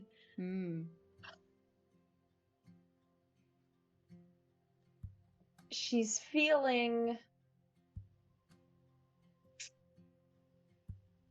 Oh, God, it like... Spite is pretty close. Because she feels like they made their choice, but you know, this god went ahead and did what he was gonna do anyway. You know, it's like being gifted a thing that you specifically didn't want from someone. Yeah, I don't know. Spite is pretty close. Okay. And in said spite, as you look down to the world, what do you think you are targeting that spite at? Oh no! Oh no!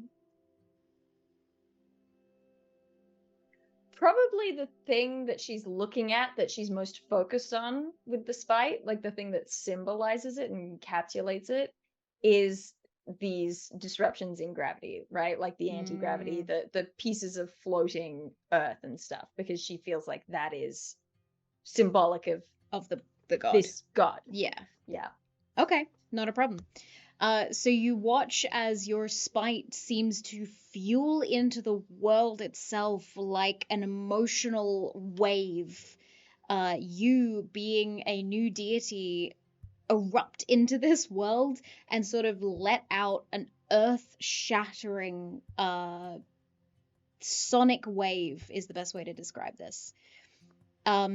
And as you do so, you watch as you take the rocks that are floating, these masses of shifting rock face and mountains, and you pull them towards you. And what you do in that is you move them straight into the territory of the churning itself, your goddess, the storms. And that kicks off an entire change in that area where new storms are forming, hail, snow, and the rock now involved in it in sort of a massing swirl of tornado. Whoever exists on those areas is gonna go through some pretty scary times. Sorry to that village from earlier. You sort of pull those like floating what's the word I'm looking for? Plateaus? Like floating landscape towards you, and it shifts that completely. How is Queenie feeling? I think because of the fact that Queenie has had so much resentment for the lot that she's had in life, especially when she was taken away from her friends, and forced to like engage with this lore, because she's never been interested in that kind of stuff. Like magic is just never interested in her. She really likes to deal with like the factual and the present. But the fact that through that she did get that knowledge about the gate, I don't know, I feel like she, in a way, like she trusts this, but at the same time she's also like, I'm like, she went through like being like, I am going to protect the people I love, and I think we're doing the right thing. Like, I think this is the right thing to do. So I think honestly she's, I don't know, I don't want to say like certain, but she's like, you know, she's like feeling, I don't know, I'm trying to think of like the right word for it, but yeah, like that kind of feeling of just like, you know, Empowered? it's gonna be okay. Yeah, it's gonna be okay in the end. Okay. Like, I'm not trying to take on this god's like philosophy of like, you know, you need to shake things up in order to make something anew. But like, I think it's honestly a thing of like, we'll prevail.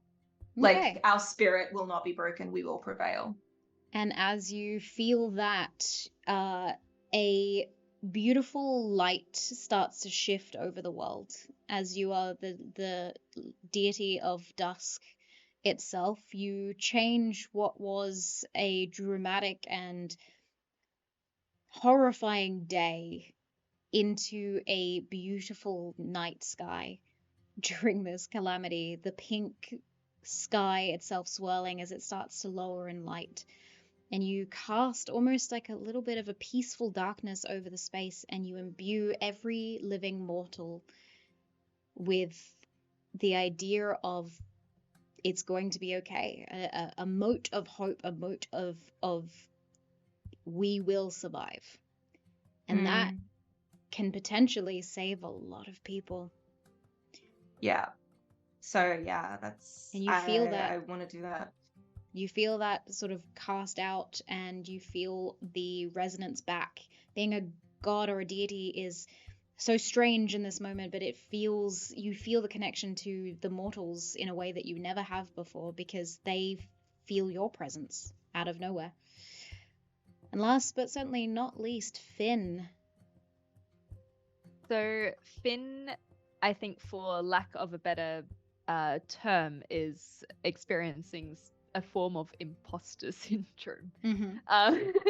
To be told that they're now someone of like the goddess of loyalty, it's one of those things where it makes sense that something she's always worked towards. She's always wanted to be with her friends. She's always stuck with her friends, but she's also, you know, betrayed her princess. She doesn't know if she truly saved them, or if she is the right person for this job.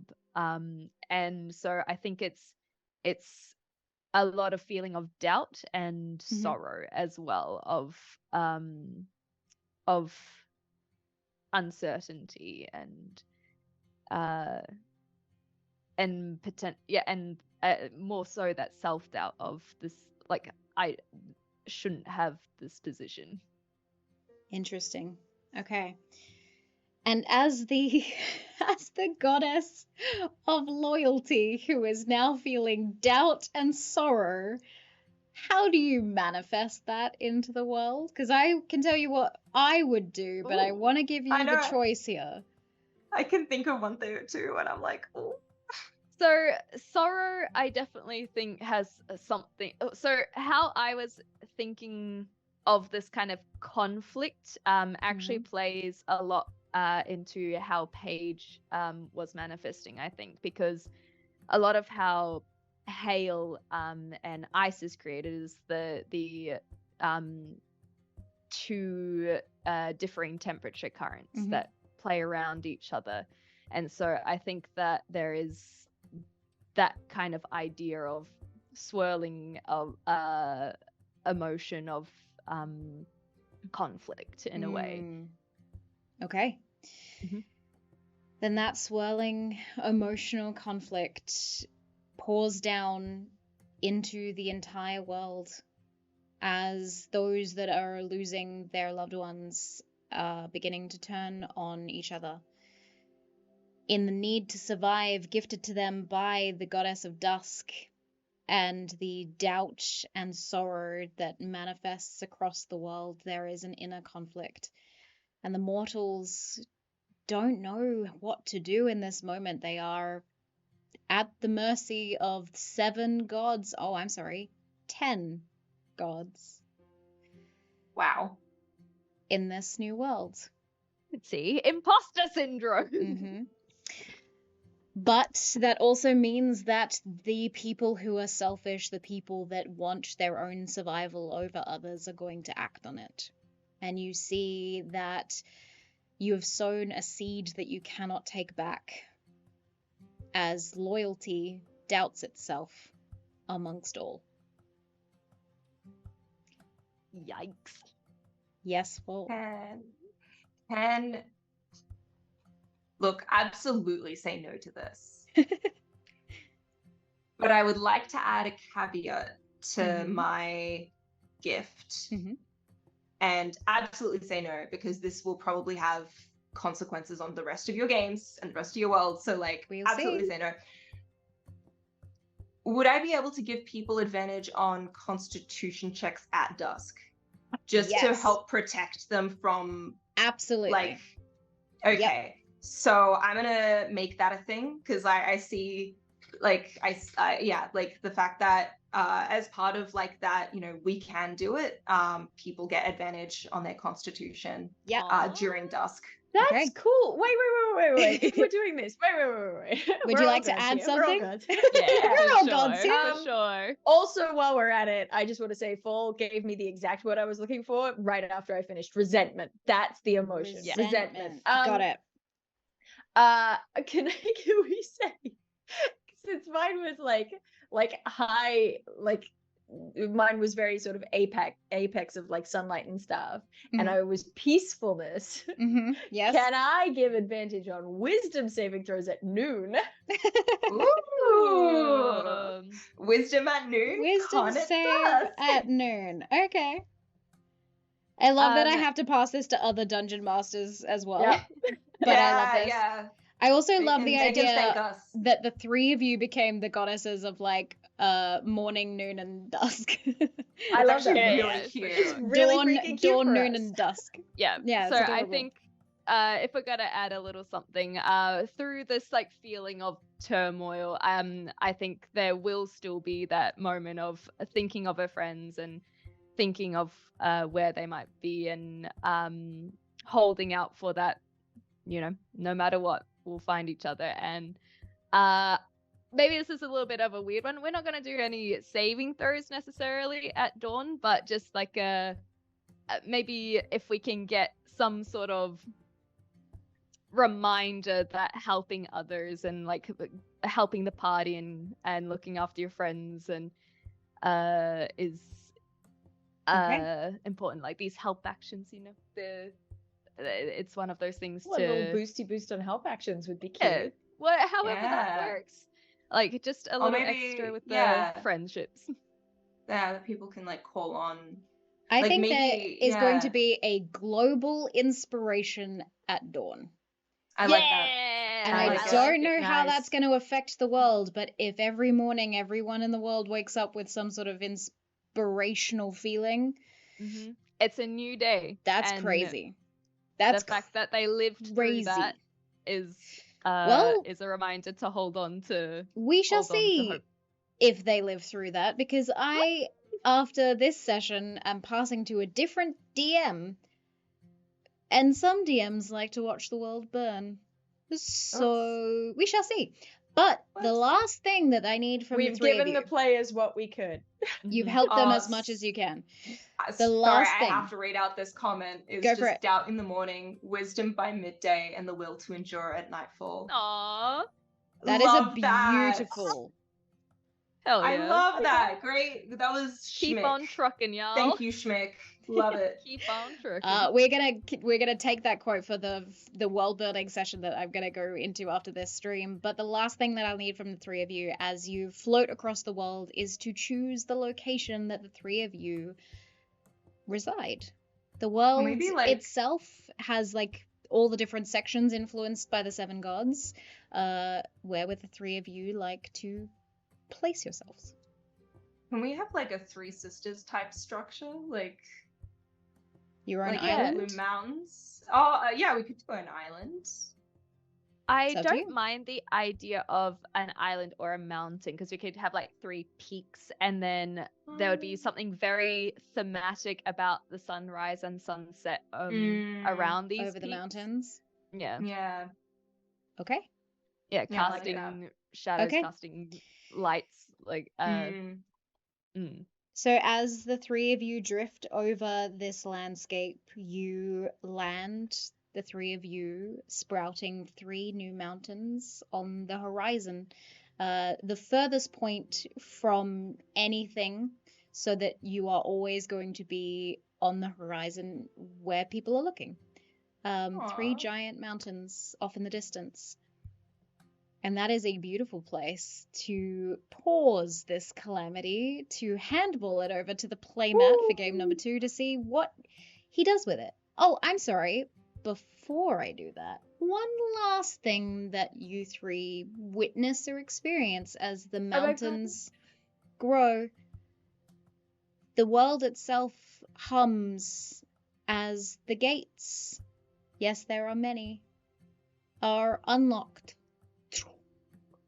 And you feel the presence of whatever decided it wanted to come through. And that is where we'll end this session 1, game 1 of the 48-hour calamity. Wow, wow, wow. Okie That dokie. was Where to go? amazing. I hope y'all are excited. Also, can I just call out the fact that you started this with air? I see you. I see you. I see you, girl. Yeah, totally. Unplanned. I watch enough live play. Yeah, I was to, like, to get that. huh? And there was a split second in my mind Choose where I your was element. like, love it. Water. So, please tell the people where they can find you so that we can promote the fuck out of the 3 of you, because I love each of you so much, and thank you for being here as the first players of this extravagant, crazy ass event that I've decided to throw to celebrate. I 2 need years. the people to know that you've basically got as many guests coming as there are hours in the Yes. studio. Like it's There are very few people on this platform that are able to bring that many creators together. Yeah, and like congratulations again for 2 years. That's Huge incredible. congrats. Huge Thank feat. you. You've done amazing. You guys and are this too was kind. so much fun. yeah. I really enjoyed it. I'm a little salty I didn't get to fight because Yeah. I made a character that would be so much fun to fight. We'll bring these characters back another Yeah. fight a bunch Yeah, of people. actually, You are- Maybe we can absolutely. do you Some are mad gods. combos ready Yeah. for you. Yeah, I want an Yeah, avatar forget it. though. Hey, I want an avatar. if you would like, hey, I will offer this to the 3 of you. If you would like to imbue what you have created onto a player that is in one of the future games of this 48-hour calamity as an avatar, as a warlock to your deity, let me know and I will feed that into one of the other games. There are a few players who haven't decided what they want yet, and I can offer them this You choice. can't say that to me. I'm a broken person. I'll just write a warlock subclass. Hey, it's up to I you. would absolutely love to have little warlocks. Have little to warlocks. That'd be the so the cool. goddess of dawn. I love it so much. But yeah, let's say who you guys are, and then we could have Yes. there's a few moments left of this stream if we want to discuss some options. But Full, who are you? Wrong way. I'm full. way. I'm full cosplay. You can find me at full cosplay on Instagram or at full cosplay 1 on Twitter. And I play Nixie on a D&D web series called One for All, which you can find on YouTube at Deerstalker Pictures. Thank you so much for being here. Dale, who are you? Hi, I'm Dale Kingsmill. I do homebrew on my YouTube channel, which is called Monarch's Factory. You can also find me on Twitter at DailyDale and on Instagram at DaleDaily. Love it. I love it so much. It's absolutely brilliant. Thank you so much for being here as well, Dale. This was amazing, and I hope it was all that you wanted out of the chaos and shenaniganry. And lastly, Clem. Hello, I'm Clem, and I am a Just Chatting streamer here on Twitch. We cover a lot of philosophy, a lot of interaction and conversation. And I am also going to be back here on Sunday with AJ for another finale. So you guys will go do all the world stuff, but then we'll have another finale that's a little bit of a different type of chaos, where basically my character's going to try and get laid. So Yeah. Whoa! Yes, that is the finale to the Strixhaven miniseries that we're currently running, that the two of you have actually guest starred in. Oh my god, what happened since we left? Yeah, What happened? last episode they all drank from a fountain that would imbue them with the essence of one of the 7 deadly sins in order to achieve their lifelong dream. guess what my one was? So is it last? Oh no, it's Wrath. Oh god! No. Ooh. Of course it was Lars. Of course it was. Yes, It's no. really angry sex. Yeah, exactly. It's all just Some people blending are into it. together. Yeah. Only if Did- I did- succeed, you know. That might Did not you guys get- plant the other trees yet, or? No. Not yet. No. All right, It was I'm gonna have to come back. literally just classwork. Yeah. But that's me. Twitch, Just Chatting category. We play some retro games as well. I'm currently playing God of War 2, so it has been a lot of Ooh. fun. Yes, I tuned in yesterday and it was a lot. It was a lot to witness. Those graphics from back then. Gotta love it. They Absolutely incredible. But you guys have basically kicked off the coolest scenario for this 48-hour calamity. I did not think that the 3 of you would turn into gods. That was not part of any plan that I had. Whoa, really? Yeah, That's no, so not cool. at all. No, Neat. absolutely not. It was just the goddess or the god was going to offer you all a choice to see what you wanted most in life, and the 3 of you kept answering that we wanted to be together forever, and I was like, okay, how do I do that? And I was like, well, if I turn them into gods, then they're immortal. And the forever in this forever. world and forever together. So it was like, yeah, why not? But also I was like, we are opening this gate. They chose to open the gate. So that's led to the other consequences that is going to manifest in the Playmats game. But can't wait. I- Cannot wait. I need to Oh, yeah. somehow basically handball this over to Matt. So we're now going to go into a world building part 1 because there are several different world building streams throughout this 48 hours in order for me to write down all the things that changed or was affected by this game and then hand it over to Matt, who's going to join us for some world building before Oh, I the can't wait to second see game. that. That's gonna be so fun. Gonna be Yeah, I'm absolutely excited. hectic. Thank you so much for joining us for this. I am going to go to a short little break to eat some food and say goodbye to these lovely people, and then I will be back for some world building. So don't go anywhere because the chaos will continue, and you guys, the audience, and myself need to figure out how to manifest all of this into something readable for Matt to take and immediately run with Matt's D&D game. So Incredible. we'll see how this goes. Thanks for joining us. Let's hope the Be Right Back screens working again.